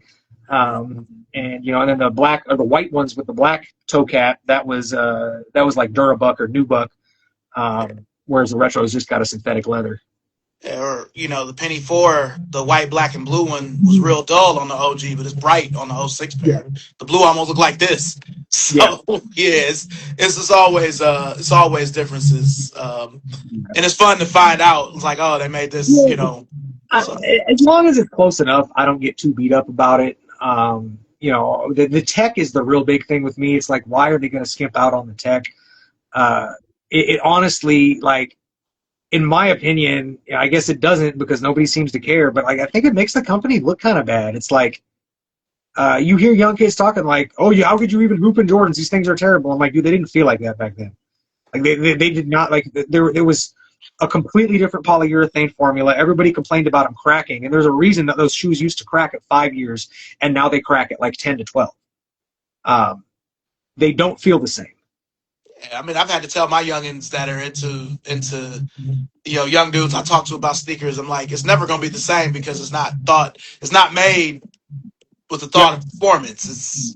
yep, It's an Air Force One that's a Jordan. yep. And as much as I love the sneaker community and this and that, you can blame us for it. Like you can totally blame us for it. You know. Um, but I think people are getting a lot wise because there have been a lot of retros lately. I'd say within maybe the past 5 years that have been really good, like really, really good. Like I do see them getting progressively better. This Cherry 13 is probably the best one that's come out. That Tube Max 99 was a fabulous retro. The Kukini is identical. It is dead spot on identical to the original. They didn't cut out one single corner. They feel just like the OGs. They look just like them. And then the weird one for me is being a huge glove fan. Uh, I love Gary Payton's whole line. That Zoom GP, the 2013 glove retro was terrible. Like it is a bastardization of what we had in '98. Like it is just like the tech is screwed up, the shape is screwed up, the materials are screwed up. Like really, it's got so many things against it. I still love it, and I bought like a million pairs. But you know, if they come out with them better this year, I'm almost gonna be pissed because I'm gonna be like, God damn it! Like I got to stockpile. Look, I, I know you go get them. I'm gonna get I'm another pair. all over them. I'm all over it. But from what I've seen, if the pair that Gary Payton was wearing in that reel like not too long ago was any indication, they're going to be just like the 2013s. But what's weird is they screwed that shoe up so bad. The Zoom GP Retro, did you get a pair of those? Yeah, I got the black and white and the white and black. They're identical. They are I compared them to my OGs, comfort wise, the shape, the materials, like even the suede is like it's a synthetic, but it's a really good synthetic, just like the originals. Like it's literally like they got the molds from the original one and just reproduced it off the same mold, like they had it sitting around somewhere. Which I have a theory they might. Um, uh, well, going back to the glove. Okay, so what's weird is in 2013 when we got those retros, just like 2 years before, and maybe even after that, Gary Payton's PEs were still made off the 98 molds. Yeah, I was just reading about that. The ones he was wearing in '06 and Yep, stuff. they were Yeah. made off the 1998 molds. It was they had the full articulated zoom. They had carbon fiber. The shape was the same. They even used the tiny, skinny little zippers that broke and got recalled all the time instead of the big, fat, chunky zippers that they used on later ones. Like they were made from the original molds. So they still had those at least a couple years before they came out with that retro. And it makes me wonder if somehow, like some of these shoes, like something gets kept. Maybe it's just original blueprints and they can recreate it exactly or something like that. But that shoe was dead on identical. I mean, dead on identical to the original one in both text and look. Yeah, I was pleased with the Zoom GP Retro. The only thing that sucked was I waited the black one out a little too long, and I had to settle for an 11. Oh, did you? Um, That's funny. Me too. That is funny. I think mine are 11 and a half. But they're just a yeah, little snug. They're just a little yeah. snug. My wife would fit better. Like the white and black one, I was either able to get an 11 and a half or a 12 because people didn't Oh, really care about those as much, even though they were an OG. But I yeah. have the I don't know if you'd call it a obsidian, but I have the all blue one with the white and then the little Yep. like photo blue from Photo '99 booth. that Yep. I can Yep. still I still wear. got it. Yep. Still got. I got those. I got the neons. Yeah. I I've regret got not getting the neons. between the retros and the originals. I've got all of them. Yeah, I regret not getting those. Because I remember at one point, I feel like in 2000 when the Peyton 2 came out, the GP2, um, those black and lime green ones were like they're like 1999. I don't know why I didn't buy them, but I should Me have bought them too. because I Yep. I'd still I have. I wanted to get them. There was a mall. I think they were about $40. There was a mall here in KC. I'm from KC, by the way. That's where I live. That's where I've lived. Mhm. I got family in Kansas City and Chicago, kind of back and forth. Been back and forth there my whole life. But Metro North Mall, which is gone now, but it was kind of a dead mall. It was one of the first malls in the area to kind of just really slow down. Mhm. Um, I remember coming up on those there, and they were dirt cheap, and I was like, dude, I gotta get them, but they didn't have my size anymore, and I was like, shit, man. But I really want, like, for $40, I was like, dude, I can't let these go. But that color was so wild. Like, I think a lot of people, same thing goes for those white and red Santa gloves that you were talking about with the script. Mhm. Like I said, I still found those in like 2002. They were the worst selling colorway. Because, much like I refer to this and like how futuristic this was and how like wild this was, the average consumer, these were hot with kids and like fashion forward people, but the average consumer was so used to, white with black accents, black Mhm. Durabelt with white accents. They wanted, almost invisible shoes. Like so shoes like those neon GPs and those red Santa gloves were so loud and bold. It was like, unless those were your team colors for your school, people probably weren't, not probably, people weren't shooting for those really wild colors, unless there were people that had a whole lot of shoes, a whole lot of outfits where they were really just getting them to make it work. But the average person, like that wasn't really an option for most people back then, just because like societal norms were like, what do your red ones? What are you wearing? Dorothy shoes? Neon green ones. Where'd you get those? A fucking spaceship? Yeah. Yeah. Nah, I can see that. I always have a thing where if the shoe is in the commercial, that's the first colorway I want to get too. Is it? Yeah, 'Cause, yeah, yeah. you That know, commercial was good with the little. I remember that with the little alien guys carrying his shoe around, or little elves or whatever, and he squishes them in the air. yeah, yeah, that one, and it was the one where he was in the ring with Evander Holyfield, and he knocked him Yeah, out, and yeah, all you could yeah, see was the GPs, and yeah, yeah. You know, like there were a lot good because the Tune Max 99 had was like that. It was like some dudes, some space dudes with the shoe. Yeah, You know, anytime the shoe is in the commercial, it makes me want it that much more. yeah, I hear you. You know, especially the era we're from. You know, commercials were still big then. Um, Dude, Go ahead. well, no, I 100% agree. I say those commercials, Nike knew what they were doing.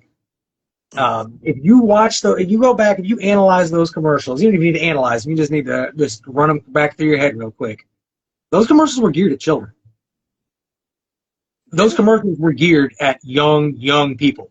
They were geared at children. I mean, you go all the way back to the Bugs Bunny collaboration, um, with the sevens and the eights. Uh, they did such a good job. Charles Barkley fighting Godzilla. That commercial wasn't for my dad. That commercial was for me. those Fun Police commercials. Police commercials, yeah. No, these commercials were all comical, humorous, like some of the Jordan commercials, especially the later Jordan commercials, were a little bit more serious and kind of started the tone that most Nike ads are nowadays, where it's kind of about, perseverance and endurance and, kind of tries to speak to you on like an emotional aspect. But they locked us in from youth. Little Penny, he Yeah, wasn't for my dad. nah, He he was, was for he was for us. me. He was for us. Yeah, You yeah. know, He was between for that kids. Yeah, and the and product placement, the people wearing yep, them on the shows, that was yep, another thing. yep, absolutely. That's another thing I could talk about for a second. But yeah, absolutely. I think those commercials did such a good job ingraining these products into our head, as well as the athletes that played in them. It's why the whole retro thing even exists and is sustainable. Um, like it's such a part of our youth that you've still got people buying the same shoes 10 times over, 30 years later. Yep. And it just locked us in, where like the younger kids don't have any kind of connection with this kind of stuff. And you see it and they're just like, they're just weird shoes or they're just cool shoes. Uh, but I'd say with the younger Gen X and the older millennial demographic, it's, they suckered us in as kids and we never let go. Which you could Yeah, take both ways, you know what I mean? It's I'm sure that was strategic to a degree. oh I'm yeah. sure that was strategic to a degree. But talk about the product placement.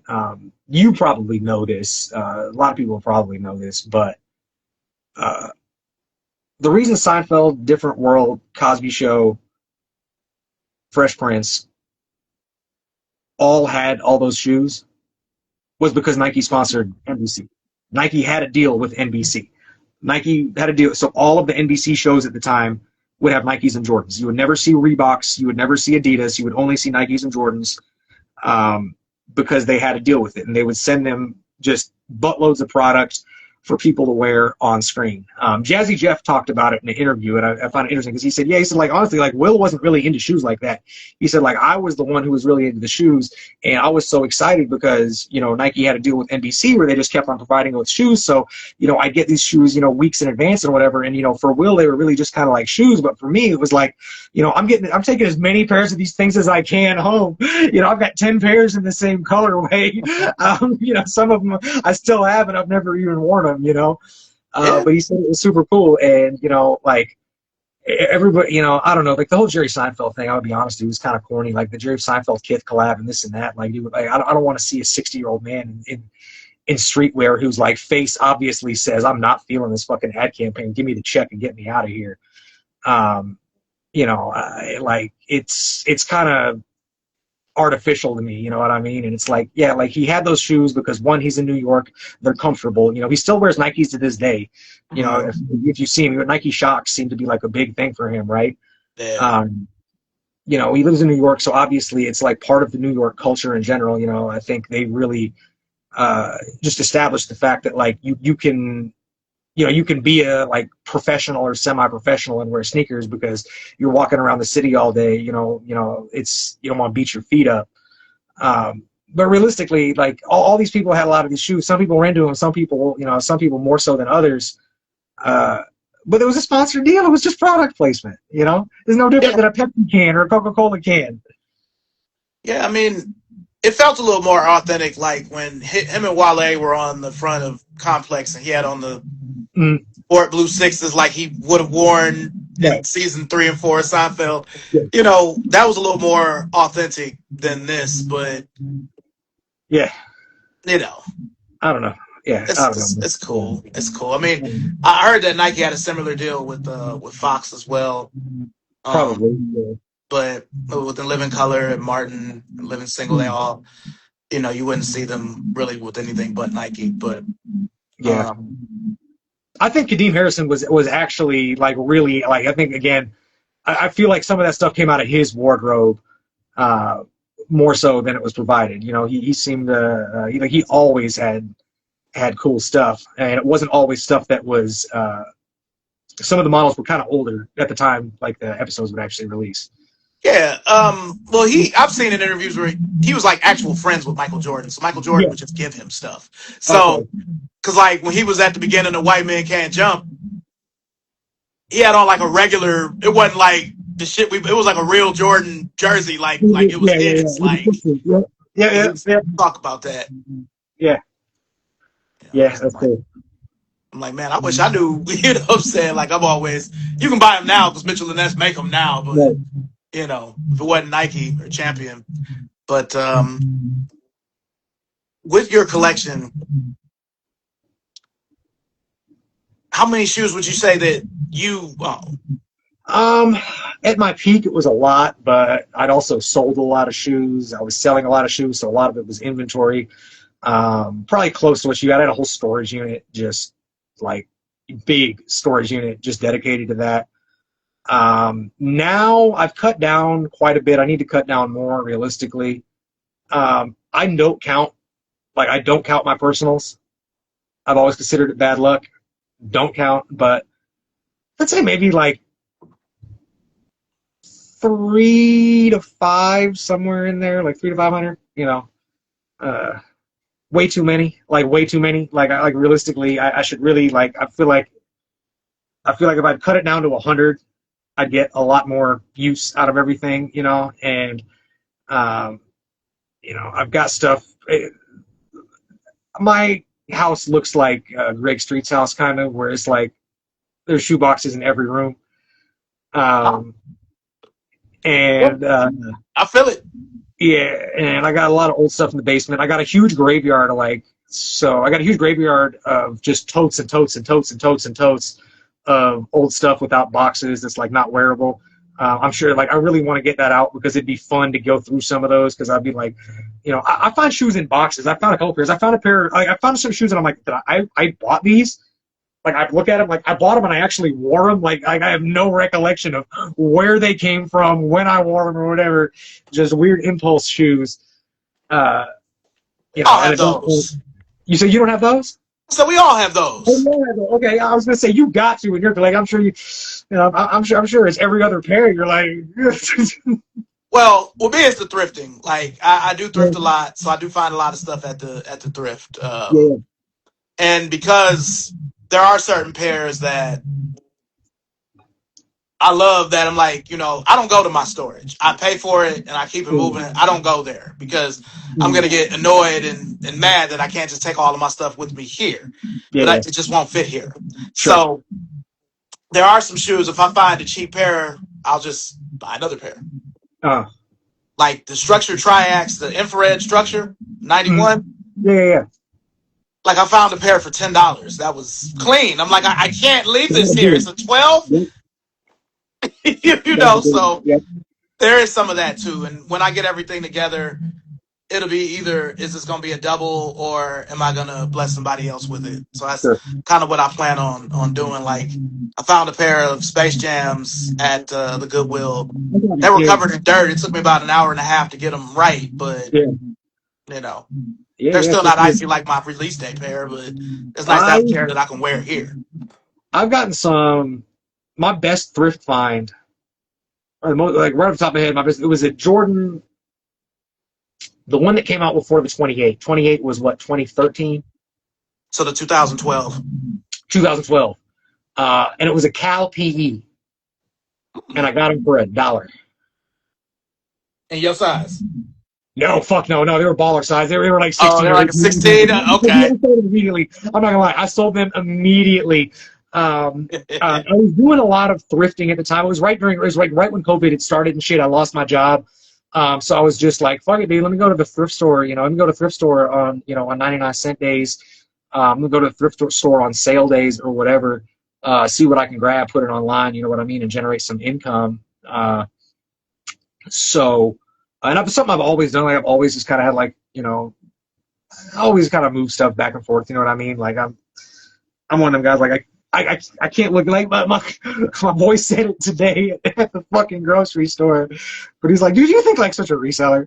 Like everything you think about, like I was talking about like, oh wow, like these chips are like really really cheap. He's like, dude, shut up, just buy a bag and let's go. But um, regardless, yeah. So I was going real heavy at the time because Goodwill would do like 99-cent color days, right? It was every Wednesday. A particular color would be on sale, right? And I got this thing going where I would buy all the shoes. I would buy pretty much like if it was a yellow tag sale. I would buy every pair of shoes that had yellow tags, whatever they were. At 99 cents a pair of shoes, you can probably sell them for at least 12, between 12 and 20. So you're making a really good margin. And, like anything, you do it in volume and it generates good money. And sometimes I find really good stuff. Sometimes you find, good like Ariat boots, cowboy boots, high quality shoes. I got some like weird, I don't know if you know what a winkle picker is. They're those goth shoes with super, super long pointy tips. Like they're like dumb expensive, like dumb. You ever see some winkle pickers? Grab them because some goth chick is ready to pay a fortune for them, dude. I think I got like $800 or something out of the shoes. Like it was, yeah, it was crazy. More than I got for the 2012s. But I grabbed these 2012s, and the thing is, the 2012s, they were like a blue tag or something. But the guy running the register was like, he was cool or whatever. And I'd always only buy the 99-cent shoes. So he was just running, he just counted them all, threw them in there, and I ended up getting them for $1. Oh, that's love right there. Yeah. And I think the price, I think the sticker price on them at that time was before Goodwill went absolutely crazy. I think they were only like $18.99 or something like that. Like I was gladly willing to pay full price for them. But I couldn't find that exact colorway. I tried to find it to show it to somebody else, but I couldn't find that exact one. I found a different Cal PE, but they had like an ankle strap thing that wasn't on this version. Unless it was lost from this version or whatever. But I don't think it. I think wasn't there like a higher top version and then a lower top version of those. Yeah. And these were like the mid top, not the one that had like the extra ankle support. Okay. Nah, because I've had similar instances down here with North Carolina PEs.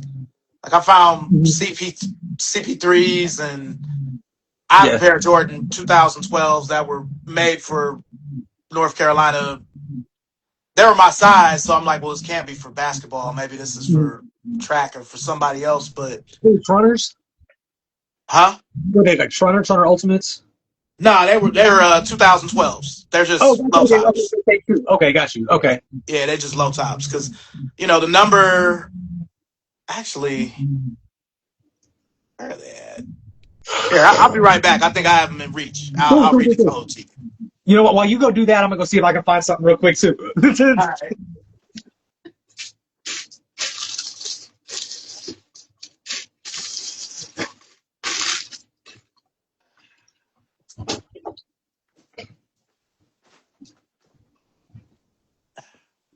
Oh.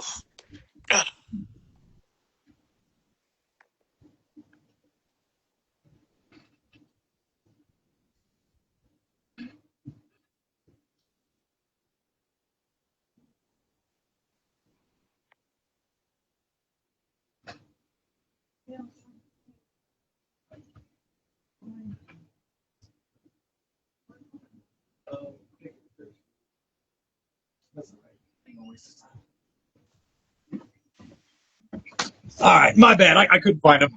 I couldn't find them, but I had a UNC PE I wanted to pull up. Yeah. So these have the whole bunch of nines like those. So these are definitely. You said they were seated if they have a bunch of nines on them, or they're. Well, generally, I mean, seated. So, like, all right, all sample pairs will have 999, or sometimes it's 000, or sometimes in the older ones it was 9999998. Okay. Um, but when you see those repeating digits like that, all sample pairs will have those repeating digits, but not all pairs that have those repeating digits are not necessarily sample pairs. Okay. They could be seeded pairs. They are special pairs. Um, like they are special.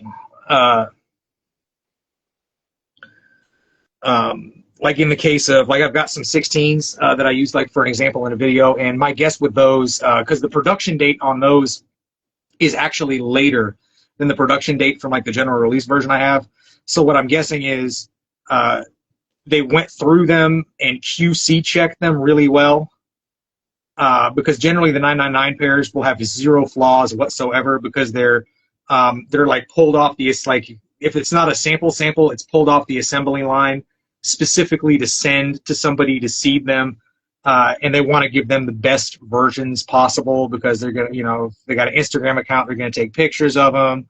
If they're going to be seen in public, they can't be having some major flaw or like mismatched leather. But either one of the two ways. But yeah, when you see those repeating digits, it's something special. It's something that was handled by Nike, by Nike higher ups, differently than like your regular mainline shoes. Gotcha.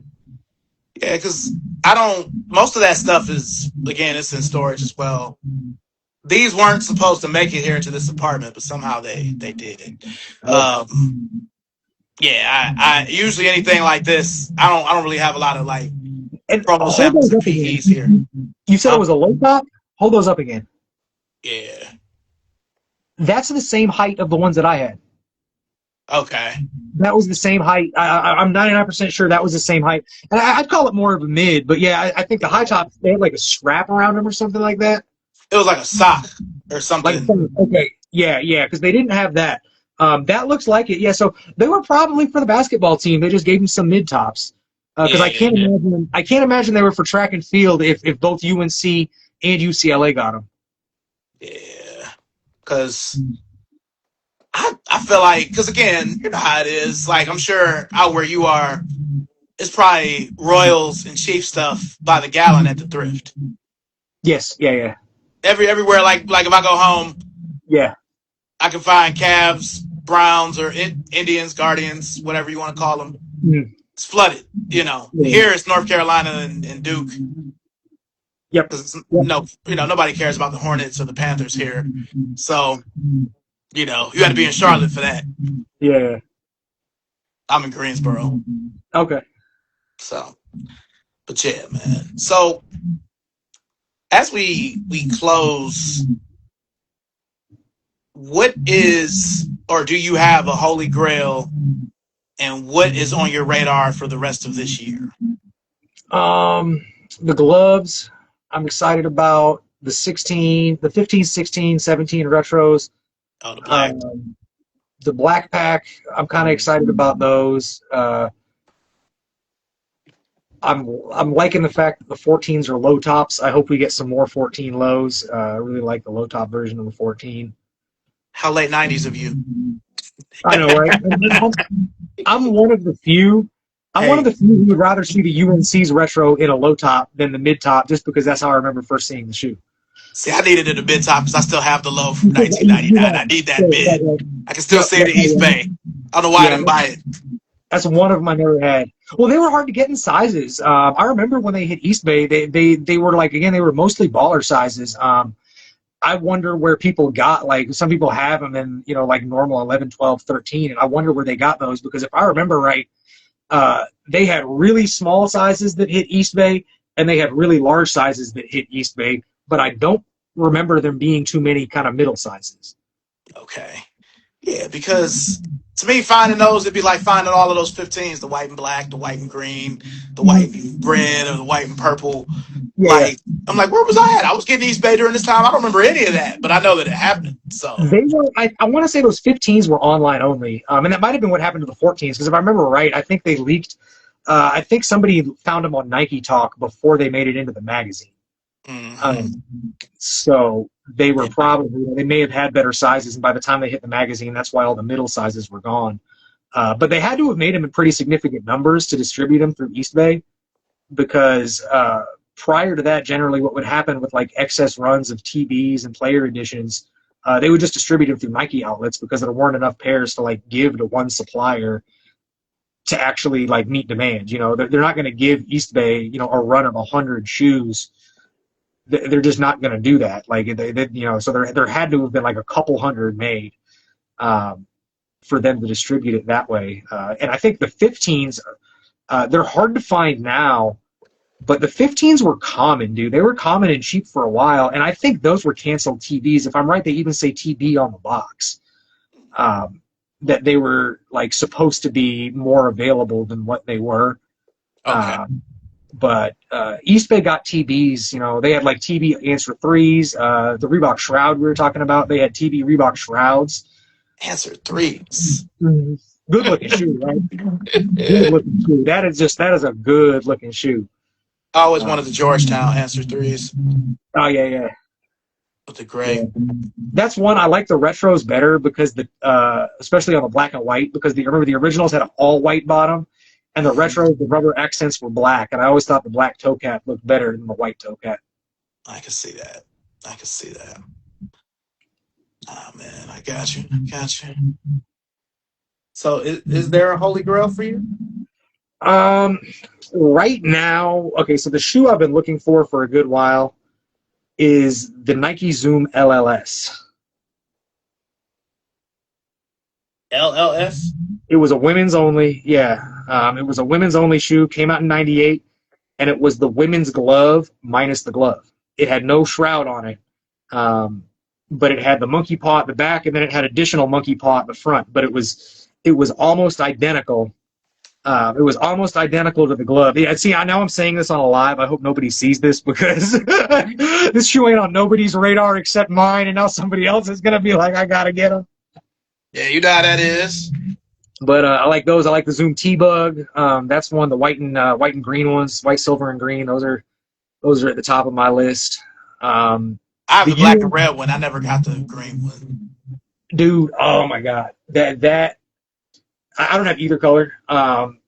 There's a pair on eBay right now that's like within my size range if I remember right, but they high as shit.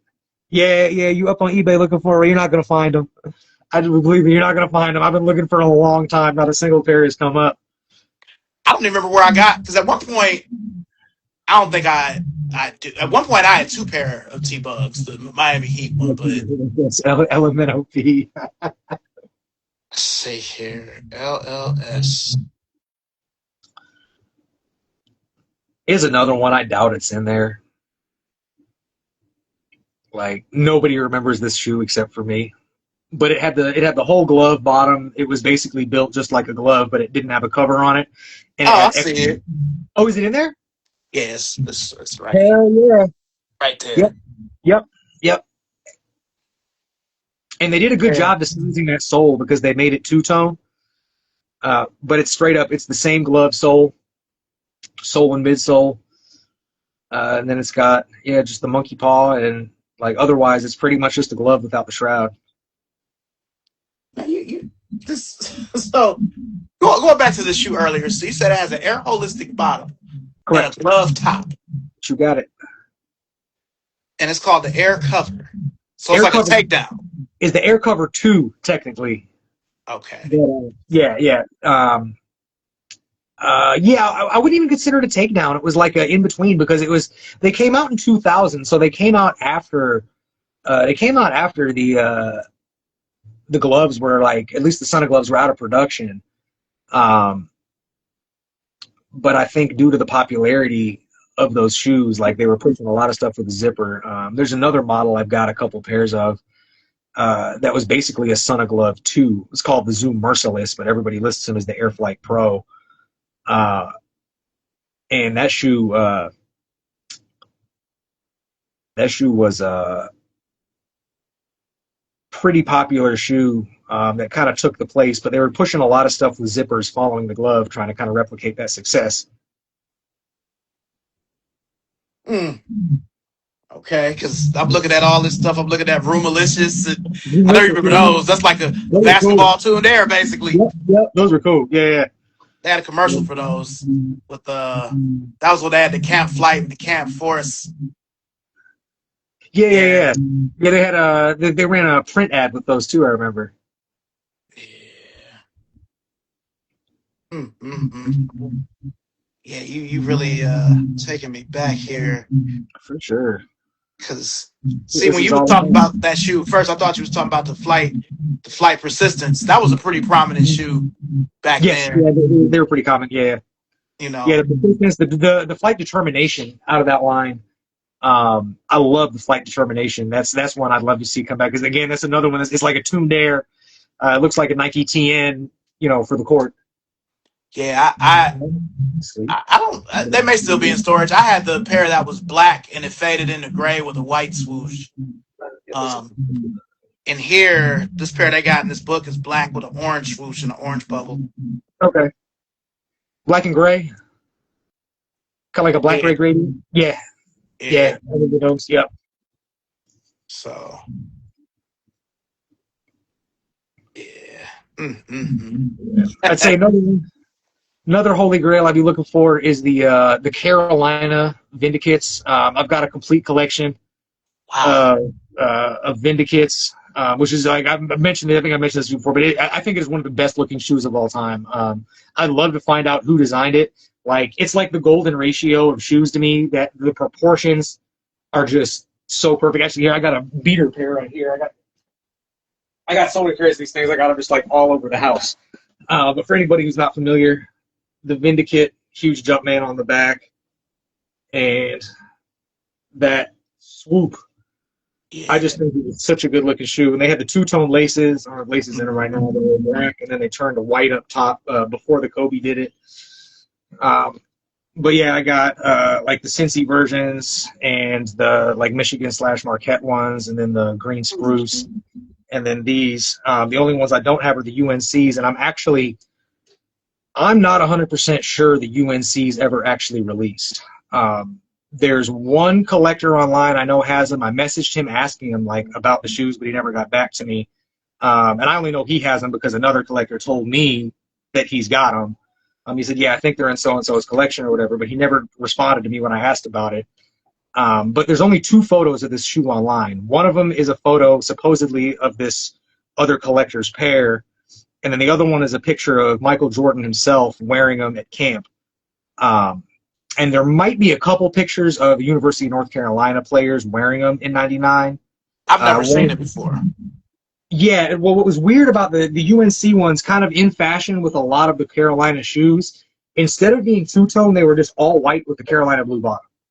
Not as good looking in my opinion, but it's one of those things I kind of want for completion. I think it'd be way cooler if they had the Carolina front or the Carolina rear, like because I think the high contrast is what makes the shoe look so kind of cool and elegant.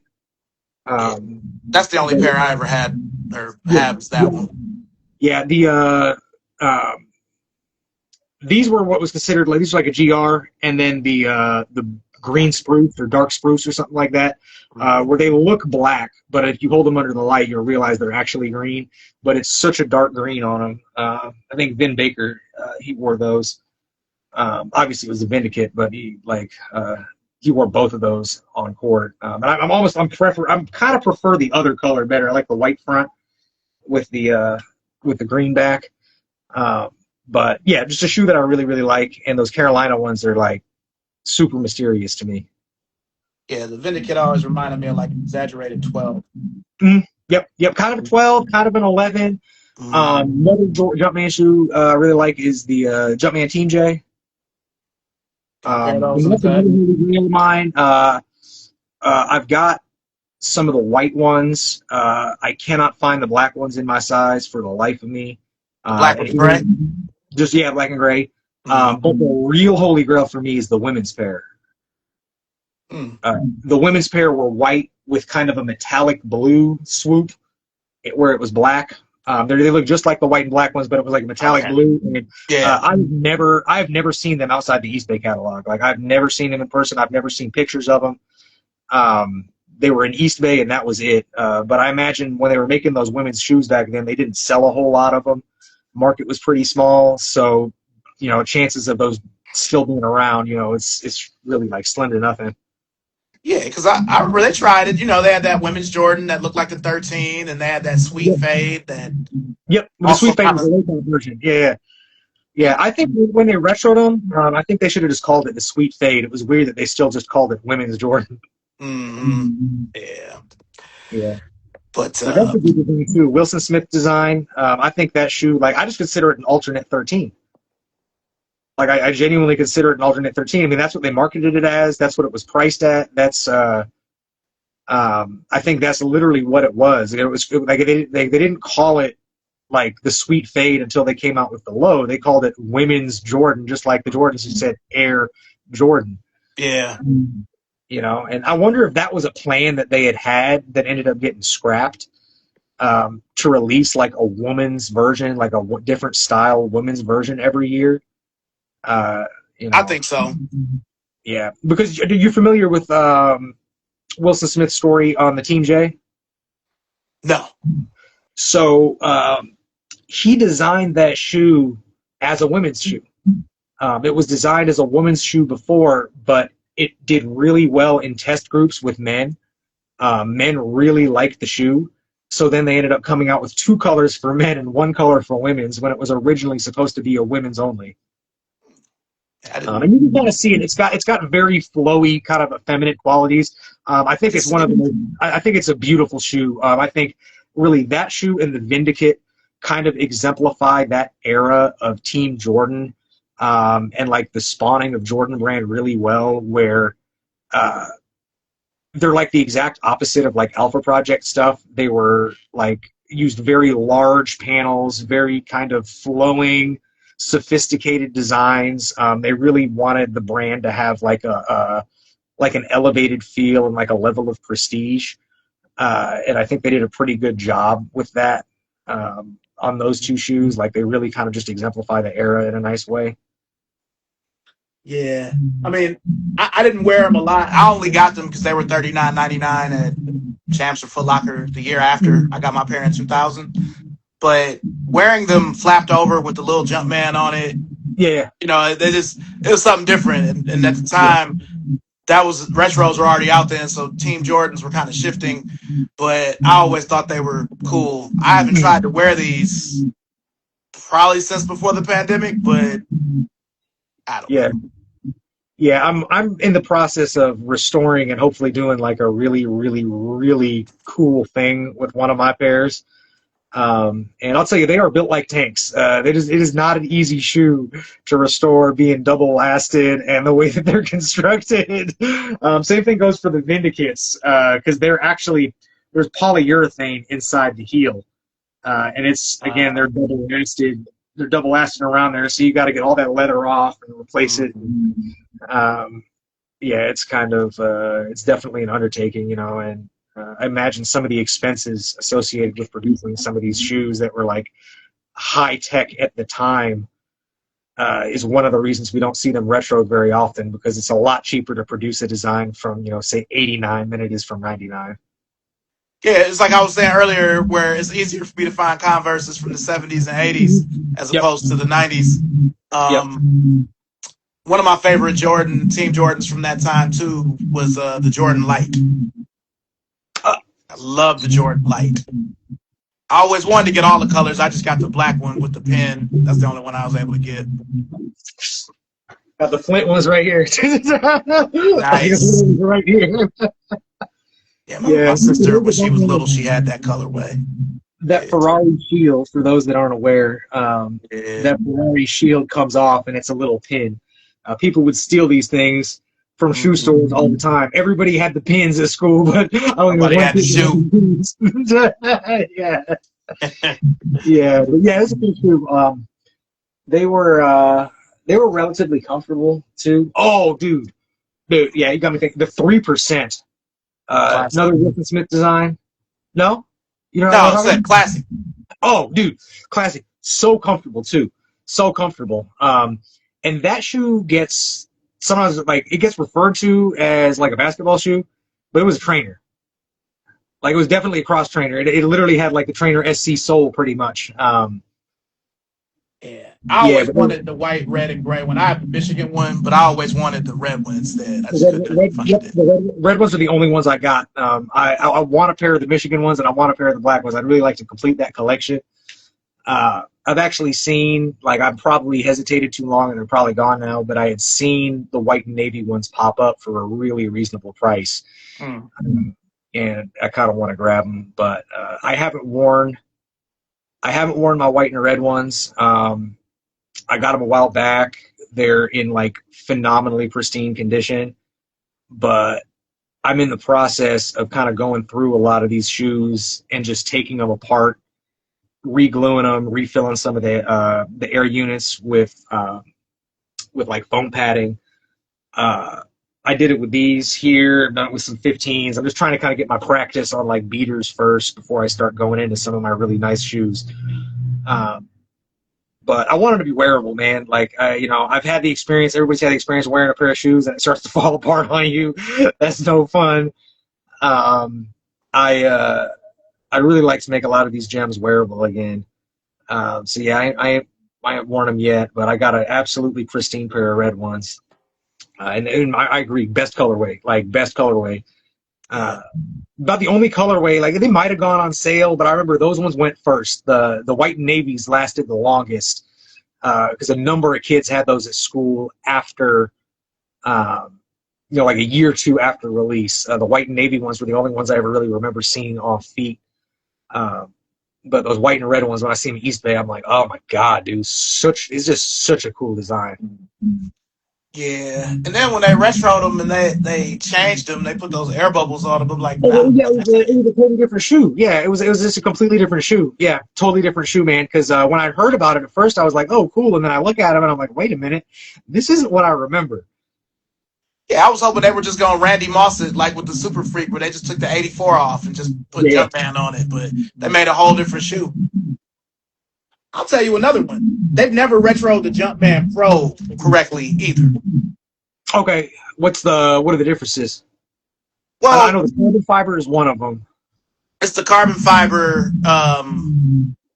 The air isn't really the same, and for a lot of those colors, like with the black and red one, the outsole was translucent, and Yes, yes, I do remember that. You're right. same thing Yep. with the blue. But they've never really. The leather is always shit on them. Like I got the Pro Quick, and the leather was shit on it, but I had to have it. It was the black, Yeah. white, and purple one, so Now, I had to get it. did you get the Team Showcase retro or the Team Swift retro? No, I got the Swift. I didn't get the Showcase. I do have the Swift. Dude, both of them are amazing. I've never worn the Swift. It's still DS. Dude, I almost want to go grab the pairs. They are absolutely amazing quality. The shape is the same. All of the tech is there. All of the material, like the material the leather on both of those shoes is better than what they're using on flagship retros most of the time. They did a phenomenal job on those retros. Like, absolutely knocked it out of the park on those two. And the Showcase especially surprises me The because Showcase. I'll go grab them. Here, hang on. I'll go grab them. I'm back in a second. Oh. You good?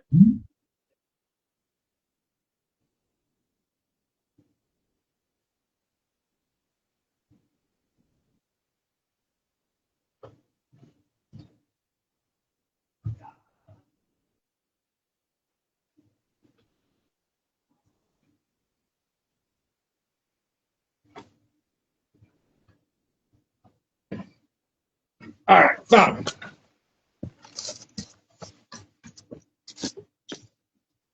Ah, okay. I remember those from 2000. Yep. Yeah. But they did. I mean, look at that toe box. That's a retro? Retro leather quality. The leather quality is just like the originals. It's just nice and supple. Really thick cuts. Like all the technology's in there, full zoom in the front, full zoom in the back. Like they feel exactly like the original. They didn't cut a single corner on this shoe. It's another one where it's like they just brought the mold back to life. I mean, that But leather looked like Laney 5 leather from the first release. yep, 100%. Yeah. Mm. No, I mean they knocked these out of the park. I I was just flabbergasted when I had seen what a good job they had done on those. Like they went all out on that shoe, and then we get Retro 4s that are made out of cardboard. Yeah, I mean, I didn't even really realize they retroed that showcase. I picked those up late, and I picked the Swifts up late because there was a little more talk about the Swifts, but they both went really under the radar. And I found them, a little while after release. Like, oh shit, they actually came out with these. For a while, they were damn expensive. I'm surprised at how popular that Jordan Swift is. Every time that shoe gets posted, every time I see it, dude, like young people, old people are like really jocking that shoe. To the point like people are asking for another retro, even though they just retroed a couple years ago. Yeah, because I know when I bought them, we weren't living here yet, so it had to be like 2019, 2020, somewhere in there. And I remember I didn't really pay anything for them. I haven't worn them yet, but I need that Quick 6 because they retroed it too. They called it the Quick 23, I think. We did. Yeah, you're right. Yeah, I do remember that. Yeah. I need that white navy with the gold Jumpman. I need them to complete the Eddie Jones collection, but I might have to break out that Swift as soon as I get the shoes out of the storage. That might be one of the first ones I go. I'm telling you, you won't be disappointed. You will not be disappointed in that shoe. Like they knock the only difference, the absolute only difference is the original, and it was weird. Remember, the original had a Jumpman on one zipper tab, and they had the EJ6 logo on the other one. Right, the retro, two Jumpmans now. The retro just has a Jumpman on each side, but other than that, identical. Yeah, because the Pro Quick was my favorite. I remember that sold out like a regular Jordan. It sold out like a 13. But I need that Quick 6 just to complete it. I was trying to hold out. I think I didn't wear them because Mitchell Anese came out with his swingman, his Lakers swingman, and I was gonna try to wear it with it, but I never ended up getting it. It sold out like that. Yeah. Now, did those retros have zoom in the front, or did they neuter the front? I'm not sure. Again, because I haven't even. They still brand new in the box. So I know the Pro 1s and the Pro 2 or the Team 2s. Team 2 is one I like a lot too, but they're totally neutered. Like they got like no cushioning in them whatsoever. Yeah, that Pro Quick was pretty bad too. It wasn't nothing like the OG. Yeah, no, and that's such a shame to me, man. Zoom Air is still in production. It can't be that expensive to put into the shoes, man. Like, make them comfortable. It's in the company's best interest. It's in their best bottom line because people try on the shoes. People are comfortable. They've got a good, they have a unusually good experience with this shoe, and you may have gained a customer for life if you continue to put out a decent product.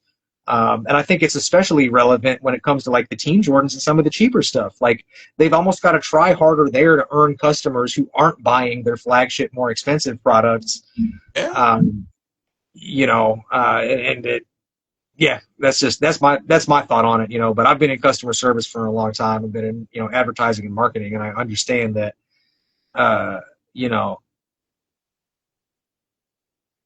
your goal is to land a customer for life. Like that's your goal, You need that customer retention. I get you. Yeah, absolutely. And if they keep on buying these things and they're, that's why New Balance and Asics are killing them so bad. I think, with the youth, it's like, Dad, your shoes feel like bricks. I can't deny it. It's like, what do you say to that? But I like the way they look. Yeah.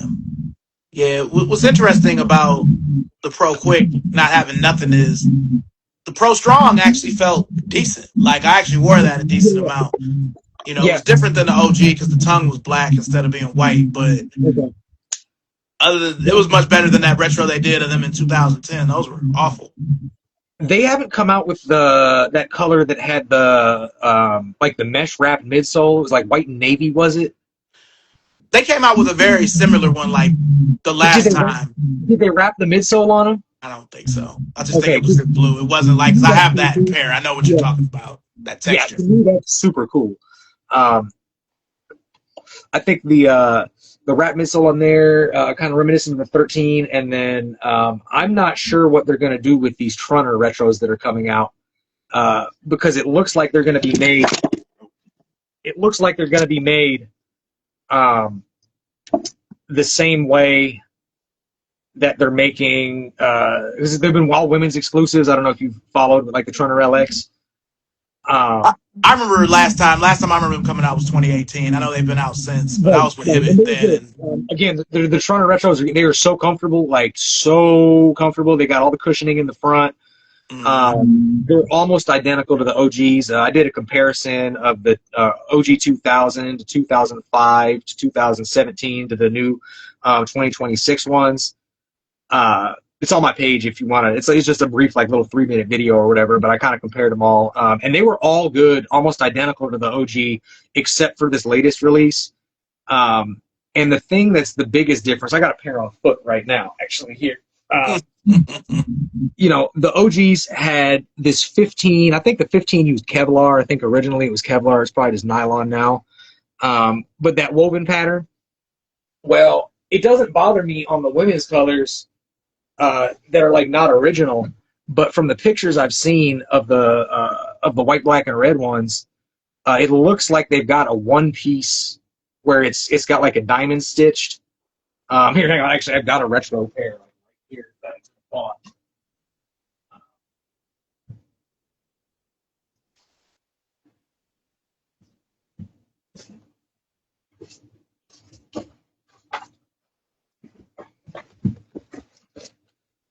Size 14 women's.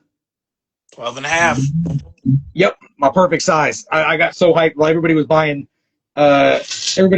neon Air Maxes and those purple Lakers 4s.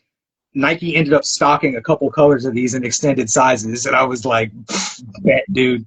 They do that sometimes. Sometimes I ended up getting a pair of those women's, the Aleli May Jordan 14 lows, the ones with like the jade and like the jewels and stuff on it. I wanted those so bad, and I'd seen a size 16, and I'm like, okay, so if they make a 16, they make a 14.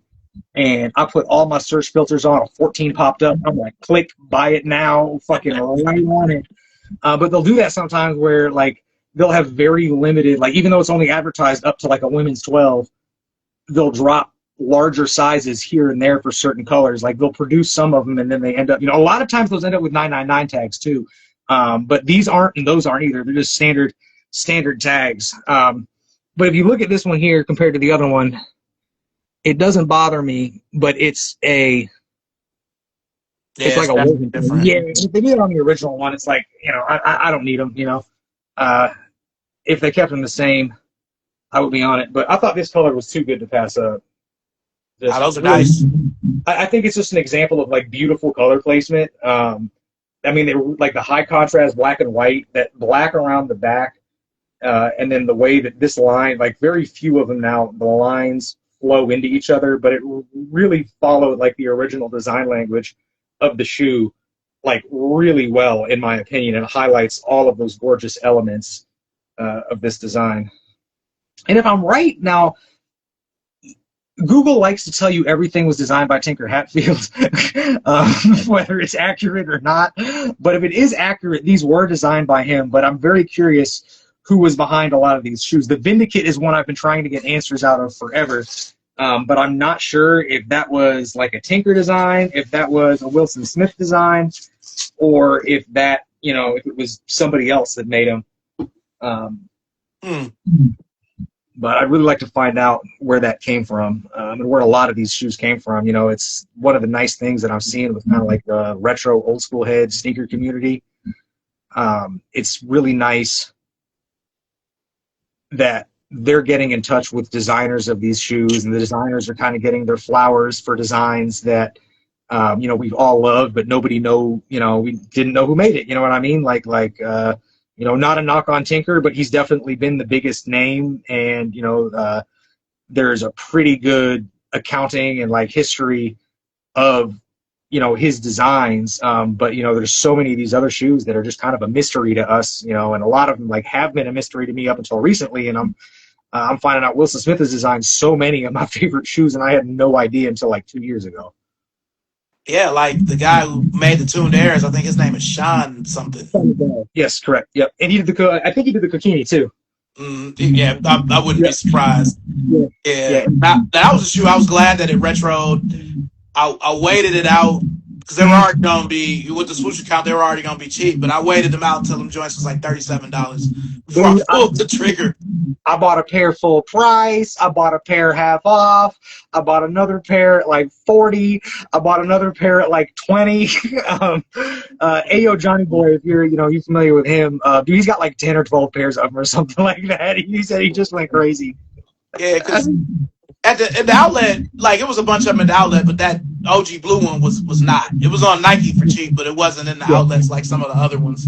They do that sometimes. They did that with the Trunner LX. What was weird is the black and red ones in 2017 never went on sale. They never went on sale. All the other colors went on sale, but even though they still had full-size runs, I was waiting for them to mark down. But they never, ever put that color on sale just because I guess they knew it would sell out at some point eventually. But every other color would get knocked, they get knocked down as low as like $39. But that one stayed full retail the entire time. The Jumpman Pro is like that too. That Eddie Jones color, that white and black with the gold, they never put it on sale. Yeah. It's like they know that like they'll move eventually. Yeah, because I'm like, when I was at Hibbett 2018, we had them in. They were like 140 or 160 for like 6 months. I'm like, it's retros, regular retros we had went on sale, and those was just. I'm like, how are these not on sale? So, because I need those because I had them back in the day. I had those and the black and red ones back in '97, but they both separated. I think I still had the black and red ones somewhere, but them Eddie Joneses are gone. Yeah, I don't know what kind of timeline you're on. We haven't really discussed a whole lot of what was written down here. Hey, it don't even matter. Cool. If you're down, I'm down, bro. I got as much time as you're willing, as you're willing to put on here. I got as much time as I got battery on my phone. So. I got you. Now I figured that it might go like this because that's not hard, questions. It's just for people who might be a little more introverted, Well, absolutely. Well, and I think it helped me kind of open up just to kind of give me some thinking points to talk about. You know what I mean? Whatever. I'm not very great on camera or whatever. So, but I do think it would be interesting. And we have some questions for you, and I'm kind of curious on your opinions on the same stuff. Kind of about like current feelings on shoe culture, and like modern tastes in fashion, and I think what was the question? Kind of like like where's the industry going? Kind of like where's the industry going in general? That kind of thing, and like what do you like, what do you dislike, or whatever.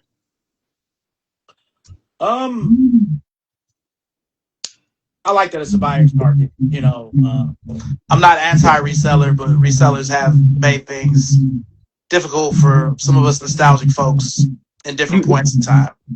It's ridiculous, man. It's ridiculous. I've got a note here about this too, kind of in the same section. 2020, things got so incredibly inflated. Like, prices were it was like Beanie Babies in the 90s. Last Dance comes out, it's COVID, everybody's getting stimulus checks.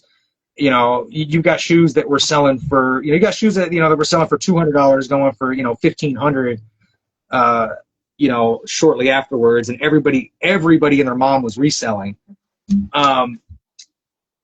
I wonder how many sneakerheads actually are there.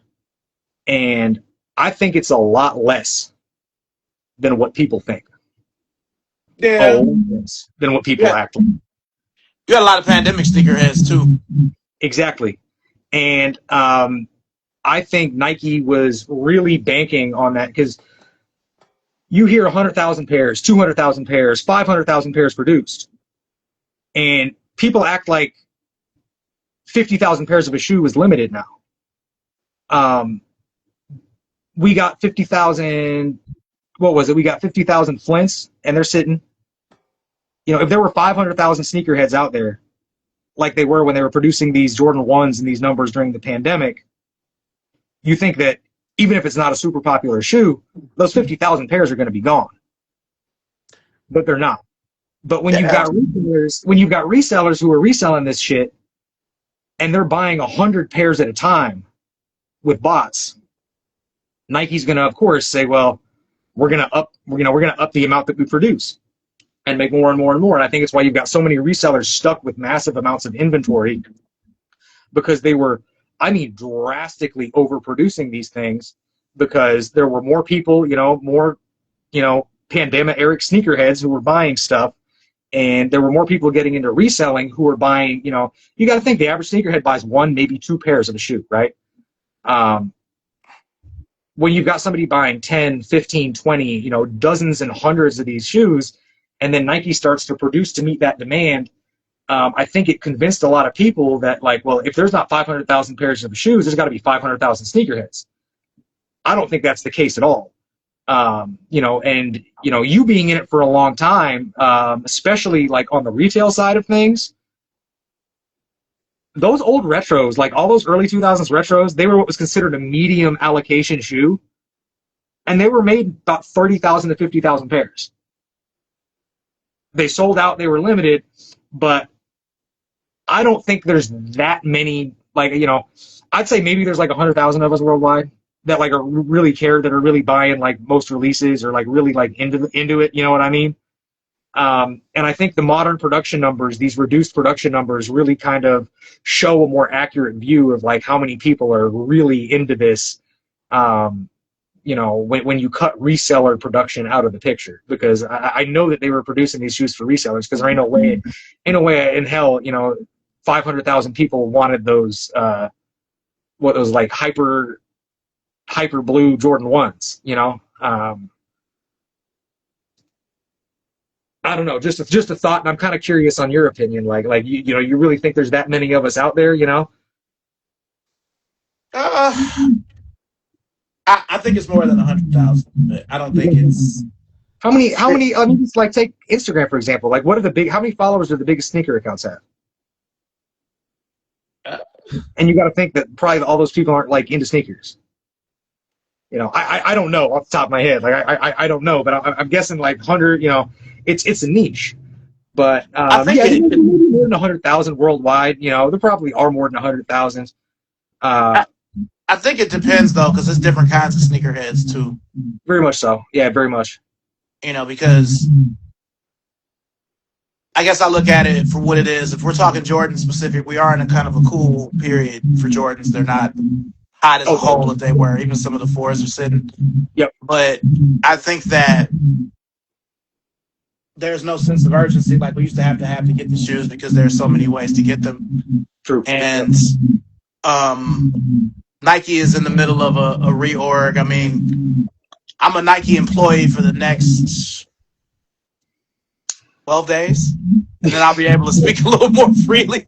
My contract is out on March 31st. My contract is over. So I think that Nike had to learn that they really tried to be direct to consumer, and that worked at first. Yep. But I've had a whole spiel on this. Yep. No, I totally agree. And with the CEO change, I think is critical, and I think it's going to be really good for Nike in the long run. I forget the names of the two CEOs, but yeah, the CEO definitely. Oh, God, it was Donahoe. Oh, Donahoe, yeah. And then who's the new guy? Elliot Hill. Elliot Hill, right. And he's been with the company for 30 years. And I know that his statements have been, he wants more brick and mortar access, which is good, because when you direct to consumer, that works well during a pandemic, but once it's over, you don't have that visibility. You don't have that visibility in stores. And when people go to buy a pair of shoes and try them on, if all they got are New Balance and Asics on the wall, and you don't have any of your good Nike shoes on the wall, nobody's gonna see them. Nobody's gonna buy them. You're going to lose market share. in the real world, or in the brick and mortar world. Agreed. Yeah, you can't sell it if you don't have the product to sell. You just can't, Yeah. Um, now, That's my problem with Converse. how so? Well, all right. We this is just one piece of product, but with Converse, there's no middle ground to where either it's crazy limited Mm, or it's just regular shit like this. There's no middle ground. So if I want the shades, every single colorway of the shades has been limited. There's right. no inline colors, so I can't go in the store and try it on. I don't know how it fits. Yep. Yep. I'm not gonna Yep. get it. I've given up on getting any shades. I've tried 3 times to get Yeah. the blue one, the black one, any of them. I just wasn't That's able to crazy. get them. That's crazy. Yeah, I think I like that shoe. Just on a note of that shoe, the only like I like the design. The only thing I wish they would come out with some two-tone colorways. Like the whole monotone thing is very Zoomerish, and I guess that's you know a note that I had here on like my current feelings of like shoe and fashion culture is I very much like the Y2K revival because that's like my era. I just love seeing it. I love that stuff is available. I'm glad the pants are getting wider again. Like I very much like a lot of the trends that the kids are following. But the trend I don't like, which applies to the Shays to a degree, is dude, my kids, the only thing they want is shit in beige, brown, like they're dressed like suburban stucco houses, and it's so common. I mean the light beiges and whatnot, and I go to my son's school and every single kid is wearing a beige essentials hoodie, all of them. I mean, all of them. You just see a million beige essential hoodies, like they all look like little clones. It's crazy. We got time And to thank for that. I think the Shays doing the whole monotone thing, to me, it's the exact opposite of what I grew up on. And Aaron Cooper has a term, and I've always thought this, but I've never known the term for it. But I think it's a beautiful term, and I think more people need to use it. And I think it applies to really anybody producing or selling some kind of product. But he calls it a 50-yard read. And it's the idea that a good product should be identifiable at 50 yards away, and you should be able to identify what that product is. And when you look, especially like Jordans are a great example. You look at the Jordan 9, 10, 11, 12, 13, 14. The first flagship colorway was a high contrast black and white colorway. Same reason I like those Trunners I showed you, that high contrast black and white, and it really did a good job differentiating last year's model from New Year's model. And in that high contrast black and white, from 50 yards away, you can say that's last year's Jordan or that's this year's Jordan. When you're walking in the mall and you see it on the shelf, kind of right out, tucked out right in front of the store, you can say, "Oh shit, they got the new Jordans from 50 yards away. Let me go hustle down to the store and take a look at it." And with a monotone shoe, you don't really get that, And I think that may also, maybe that's a result of, more stuff being taking place on the internet. You can get close-up, really good pictures that show the design, but they're not dependent on the 50 yard. Because I think that shoe would look so good in a high contrast black and white.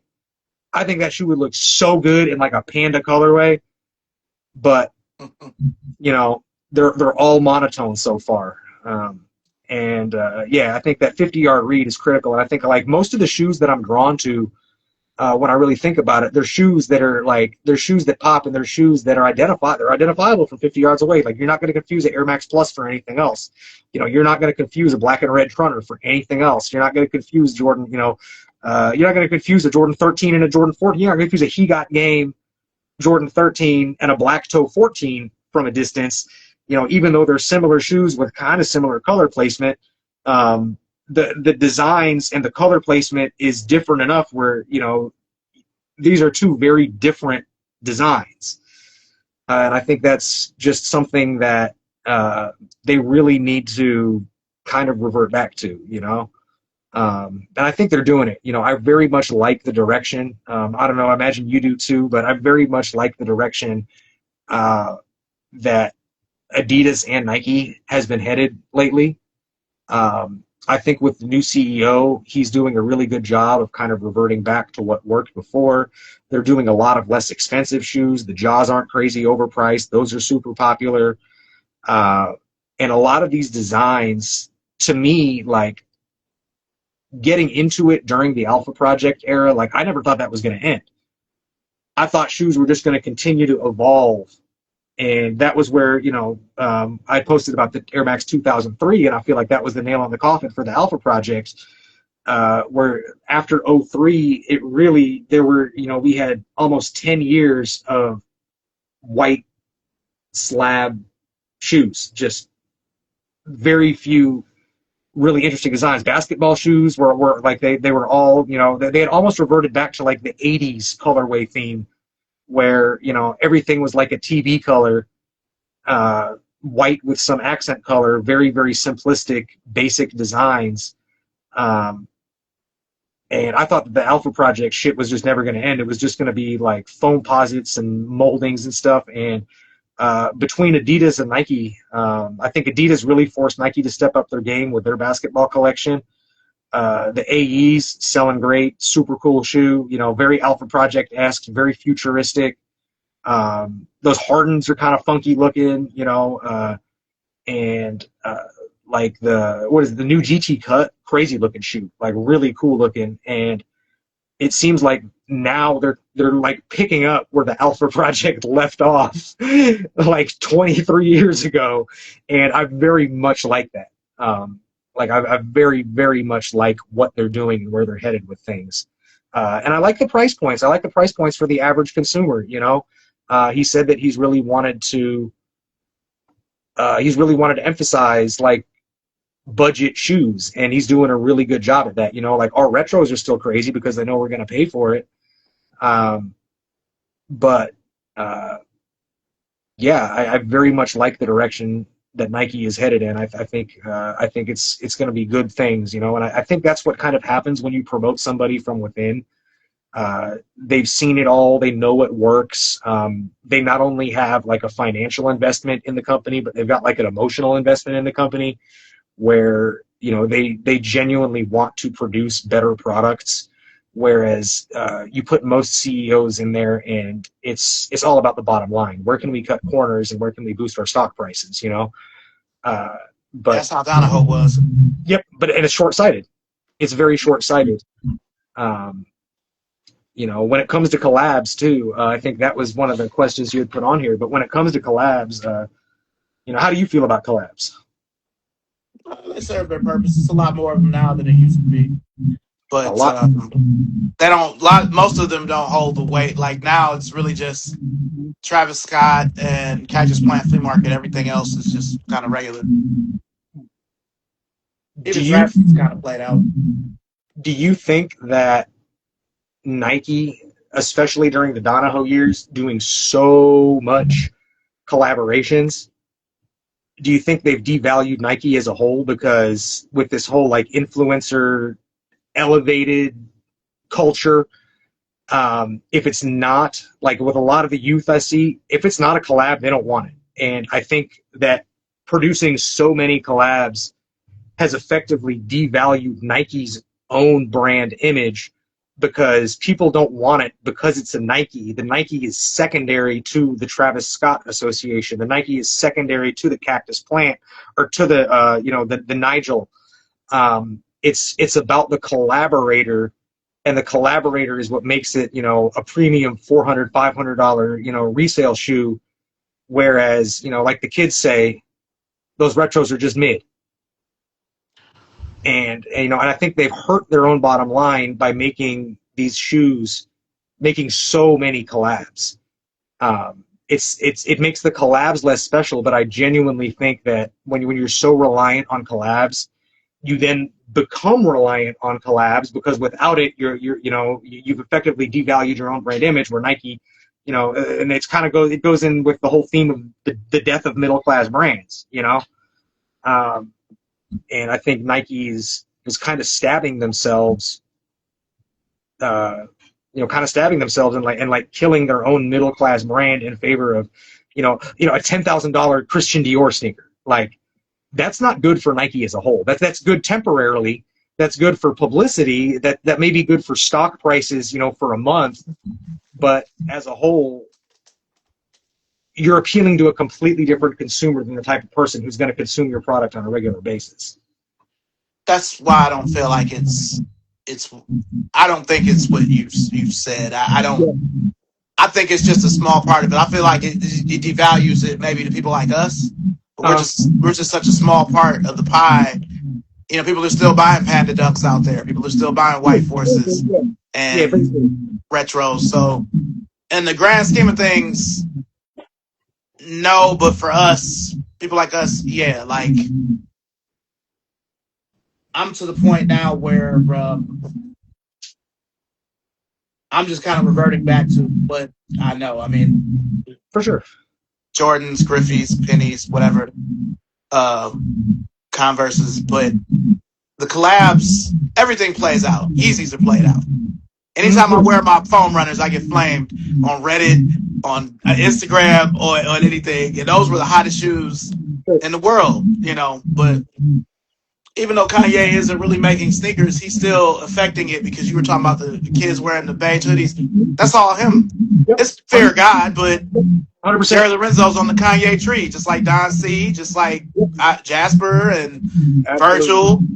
They're all from Kanye, so he's still affecting it without even being in it. Yep, 100%. Yep, 100%. And he forced, to me, it all goes back to him because when Nike, they lost him and Curry at the same time. Mm-hmm. They were able to kind of recoup some of that Curry money with Kyrie. Mm. And then, all right, we don't have Kanye anymore, so we're going to get Virgil, we're going to get Don C, we're going to get Jasper, we're going to get Jerry Lorenzo. We're going to get all his boys to still keep that customer. We're going to get Travis Scott to keep that customer. So to me, a lot of those collabs had to happen to keep them relevant with the kids, because if not, then it would have been what you said. That does make sense. It does make sense. Yeah. And I totally hear that too. That, kids today, they're just not into sports like we were. They're just not. It's more about what the players wearing in the tunnel than what they're wearing on the court. Where before, for us, it was the opposite.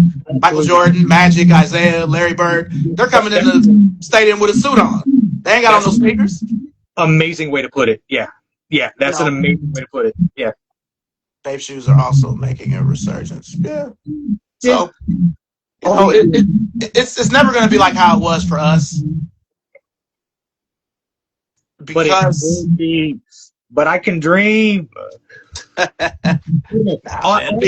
Side note, tell me if you think this is stupid or not. I've had this like fantasy in my head, for a couple of years. Nike has like 80% of the NFL under contracts. I mean, Travis Kelce has been with Nike for ages, and it's a completely missed opportunity. Patrick Mahomes is with Adidas, and it's just a completely missed opportunity. The NFL is the largest sports market in the world right now, right? At least in the U.S. Mm-hmm. And they're not doing anything with their football players. They're doing more with Deion Sanders than they are. I guess this goes in reverse of what you'd think somebody would say, but they're not doing nearly enough, I think, with their football players. And as a dream, I genuinely think if they were to make a football line and have a good ad campaign with modern players and older players in the same commercials, kind of sitting around a round table, watching sports in a bar, talking about how they don't make shoes like they used to, but they start making some shoes like they used to. I feel like they could make that work to some degree. And I feel like they could bring back. Kids aren't wearing basketball shoes, but like kids aren't wearing basketball shoes with regular clothes. But I feel like a football shoe, like a football cleat with a regular like turf bottom, or just like a regular basketball bottom sold to the public, would work. The kids will wear designs from the 80s and 90s, but they won't wear modern designs because the modern designs really do. They can look a little bit goofy unless you've really, really got the right fit together. But if they were to revert to like a tough line, something tough, something built tough, like the old shoes were built tough. I feel like they could run a whole marketing campaign and utilize NFL players to get more youth wearing the athletic product in casual like wear, more Who do than you identify to do that though in the NFL? you say what now? Who Who on would I? Nike? I mean, the only person I can think of that wears Nike that's in the Saquon Barkley. I mean, they made a trainer 3 for him a couple of years ago. But who do Well, you identify to be that person in the NFL right now? yeah, I mean Travis Kelce's too old. I think he's too old. I mean, you can't run an ad campaign with a guy who might have a season or two left. Um, Even if you didn't, I think I'm sorry. I'm just saying. I feel no, like you can really only do that with a quarterback or a big running back. I don't know that yeah, a lineman that would work. yeah. I mean, I don't know. You'd have to find the right athletes, but I feel like if they, I feel like they could. I feel like I got like an ad campaign in my head where they've got like the old guys talking shit on the new guys, and the new guys are, hey, look at my new shoes, and uh, they're built in a similar, modern tech, but they're built in a similar tough, old school construction, leather and suede style. Uh, it might just provide something that the youth would want to wear casually again. I can see that happening. If you're talking about Nike, I can see that happening with basketball before football. You think? So? Yeah, I mean, very. I mean, that would be great. Yeah, yeah. Mm-hmm. But I think that the NFL, because my understanding is Nike's got the contract for the NFL as a whole. They manufacture everybody's jersey now except for the Green Bay Packers. Mm-hmm. And there are a ton of athletes that are signed to Nike but don't have any kind of signature. They all want retros too. They're all look at how many people are wearing Jordan 1 cleats in the NFL. It's fucking crazy. Like there are so many guys wearing Jordan 1 cleats. Jordan 1s and 11s are just everywhere in the NFL. But nobody's got their own signature shoe. I mean, I think Patrick Mahomes had a couple, but Adidas completely dropped the ball with that. Like, I haven't heard anything. I don't know. I have no idea what's going on. I couldn't recognize one of his shoes if it was right in front of my face. And him being the biggest name in the NFL for a few years, you really think that Adidas would have done something more with that, but it's like, for some reason they didn't. I don't think that they know what to do just because cross trainers aren't really a thing if they're not retro. Like, I don't think they really know what to do. Right. And that's kind of my idea behind like make it a retro style shoe, and I guess they tried it with Victor Cruz and it didn't go too well. So, who knows? I mean, come on, man. That was just a Trainer 3 with a different top. Do you think do you think that was supposed to be the Yeezy 3? I've heard that before. It wouldn't surprise me. Yeah. It's very those colors, the red and I can see that. I've heard behind the grapevine that was originally going to be the Yeezy 3, and then they just slapped Victor Cruz's name on it and came out with it. And I could see that, if it were a Yeezy, they would have probably used some different materials and maybe added a few more design elements, made it a little less cost effective to produce. But I could 100% see that. It fits very well in line with the rest of his stuff. Yeah, I've heard that. Just like there's another shoe. It was really cheap the way that they made it. It was called the Air Entertainer. That was also I'm not familiar. Yeah, it's a forgettable shoe. But but yeah, I understand what you're saying. I really don't think that Nike or Adidas really know what to do with football other than making the jerseys. They'd rather sell you a cleat. Nike don't even make the jerseys. They got them contracted out to that company everybody hates. Because when you think of the last cross-training signature shoe, I mean, because that Victor Cruz wasn't even an on-field shoe. We're probably going back to what? Calvin Johnson? Like, that was 2013, 14, 15. Like, yeah. I was gonna say Vicks. Vicks line was very popular. That's the last football shoe that I remember doing numbers. Yeah, like, because that was a little bit before Calvin Johnson, the CJ1 2013 sold pretty well. They had the little Transformers collab, and because he was Megatron. I don't remember the shoe. Yeah, no, I mean it's. I like it because I have a couple colorways in it, but it's forgettable. Just like Revis had a moment with Nike too, Yeah. you know. But this is still 2012, 2013, so we're still more than 10 years away. So it's been a while. I just don't think they know. None of the companies really know what to do with football. We'll just sell them some cleats. Have them do the Savage cleat. We just do a cleat, do a Jordan cleat. Yeah. Yeah. But that's a good campaign that you have. I can see them doing it with basketball. Yeah, I mean they've already got their foothold in basketball. Like the basketball shoe market, definitely better. But see, Nike And does what's easy. Look at how they retro the shoes. It's always easy. It's always safe. yeah, and yeah, I think maybe yeah with basketball, like just make like the fact that kids, it's a big topic of conversation that kids don't wear basketball shoes. They'll wear 30-year-old basketball shoes, but they won't wear new basketball shoes casually. Um, and yeah, maybe a campaign, producing some older style stuff, um, and really kind of pushing it for casual use, more than they're really pushing it for court use or multi-purpose or whatnot. But I think realistically, the reason that some of those '90s shoes are so wearable was, I mean, back in the day, you got maybe what 1-2 pairs of shoes a year, so shoes had to last. Not to mention, like kids have it way better. Like there's so many more facilities, indoor facilities, community centers nowadays than there were when we were kids. Back in the day, you were hooping outdoors way more than you were hooping indoors. And nowadays, almost everybody plays indoor, and it's almost like an indoor soccer type shoe, where it's a very, it's like a scalpel. It's a very performance oriented weapon, but they're not durable. It's a scalpel, not a butcher knife.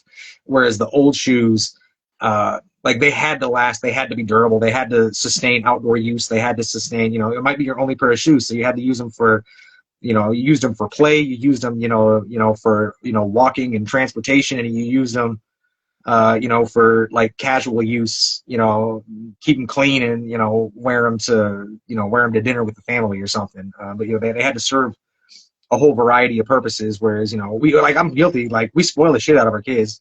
Yeah, it's Like, different now, man. You know what I'm saying? yeah, I mean, like all these kids all got like 20 pairs of shoes. Yeah. Like, you know, uh, Like my son isn't even really into sneakers. He wants to look nice, and he knows about them because of me and his mother. But you know, yeah, it's just different than when we were young, and I've had to accept that. I do too. Yeah, I get it. I get it. Like I understand. I can't have everything the way I want it. And if I did have everything I wanted, nothing would progress. So, I can't be too mad at it. But yeah, that's just my thought there. Yeah, I mean,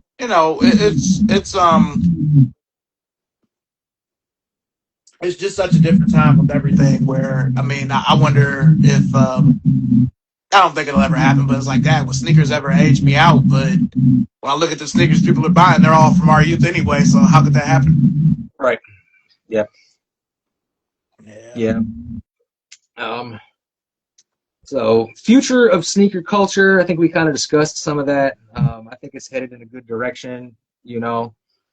Uh, what I'm seeing, and I guess this whole Fat Joe Perfect Pair uh, thing or whatever, as that applies to like the future of sneaker culture as a whole, uh, I think you've really got two groups. You've got a much smaller group, which is like us. I've met so many cool people. I mean, Cam, Skula, Big Mac, AO Johnny, Jules. Like there's so many people out there that I've met that are really, really passionate about shoes. And I think that's one small group. And then I think there's the other group where it's very much a money-oriented thing. Value is, is it limited? Is it a collab? Is the resale good? And I think that Fat Joe and Perfect Pair, in my opinion, kind of, I don't want to say this wrong. I have much respect for Perfect Pair. I think he's a very humble guy. I think he's very passionate about the product. And to him, I don't think it's about the money.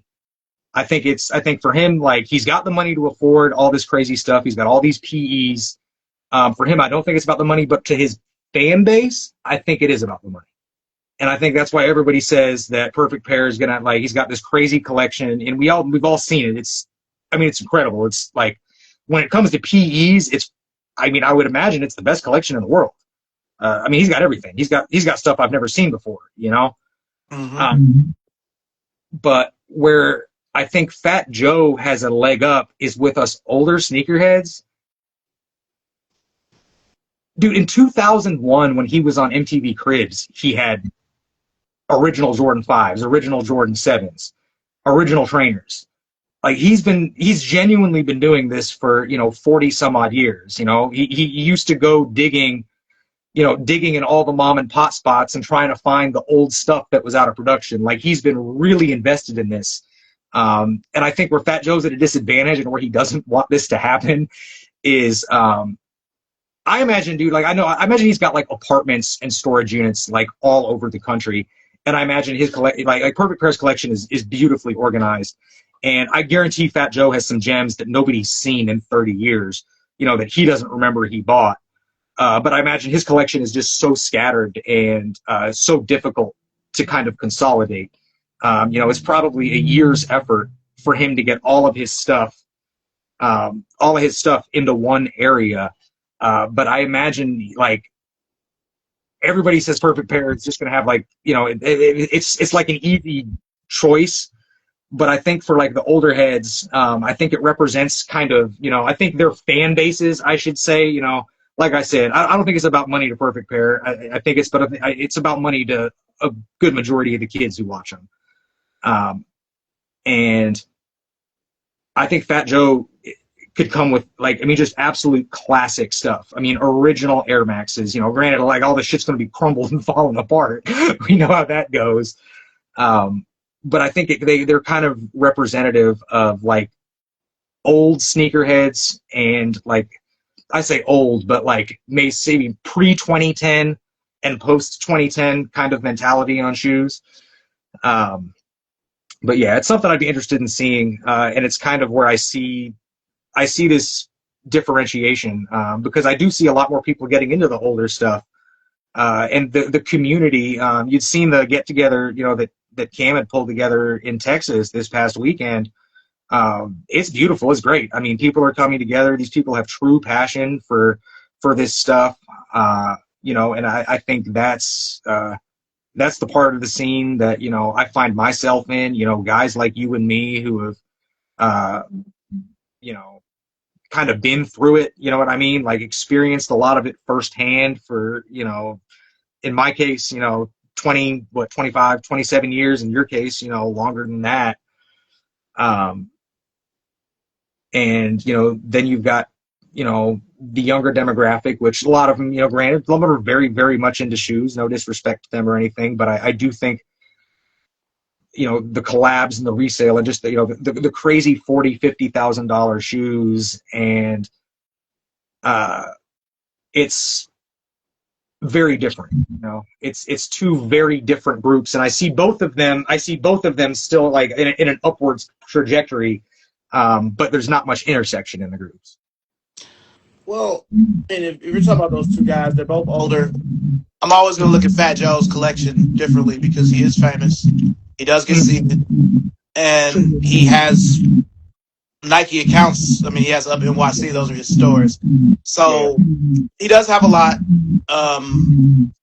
When Urban Necessities was selling some of his collection, they were showing a lot of stuff I hadn't seen since the early 2000s, or maybe never seen. But I think that the Perfect Pair, if I liken me and how I collect and how I view things, I'm more like him than I would be like Fat Joe, just because I'm not famous. I'm not a celebrity. I mean, if I was, I'd have everything I have and then some. I'd have glaciers of ice, like he's saying. But he's famous, and he's seated, and he gets a lot of stuff that you just won't ever see.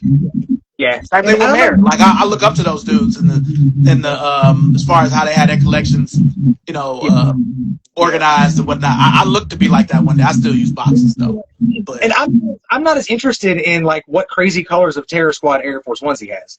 Like I'm interested in the stuff that that he's had stuffed in an apartment for 20 years. Some rent controlled apartment that he's had just filled with shoes for 20 something years, and what's in there. mm-hmm. I think that's where his collection appeals to me, because I know he has like I said, he had crazy old school gems in like 2001, 2002. I'm sure he's still got a bunch of that stuff. Uh, like, I mean, you saw that apartment that he was in. The entire apartment, like it was a storage unit for shoes. The whole apartment was filled with shoes. It wasn't to be lived in. It was just used as a storage unit. And we all know Fat Joe talks a lot, but he said he's got like multiple situations like that. And I'd be curious to see just like some of the general release inline stuff that he had just picked up over the years. Love to hear some of the stories, if he remembers them, of digging and finding these 5 years, 10 years, after they had come out at some mom and pop in a dusty old basement. But I think that's what I read with. he's still rich. He's rich. Oh, 100%. Yeah, 100%. Yeah, they're Not both saying rich. Kenny's not, but No, they're both rich. Yeah, no. I mean, Kenny's okay. Like, he's gonna be okay. He can buy what he wants. yeah. And like I said, I don't think it's about the money for Kenny. I think he has a genuine, true love and passion. I absolutely respect it. I think realistically, if you wanna go, like, I genuinely do think, yeah, he probably has, like, I'd say the best collection in the world.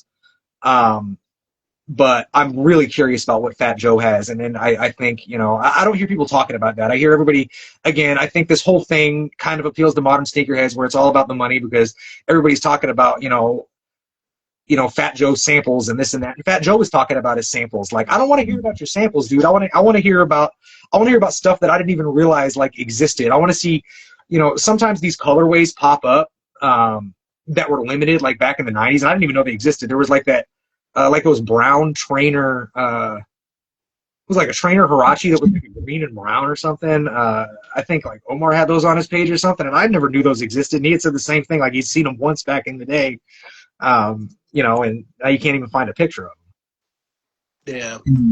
I get you.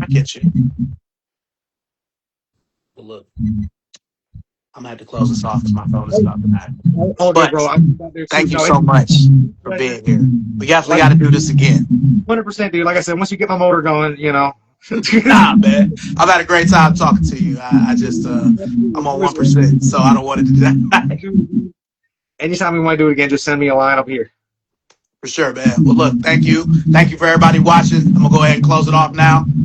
Follow Time Machine Mac right here, and we'll see y'all soon. All right. Appreciate you, bud. All right, peace.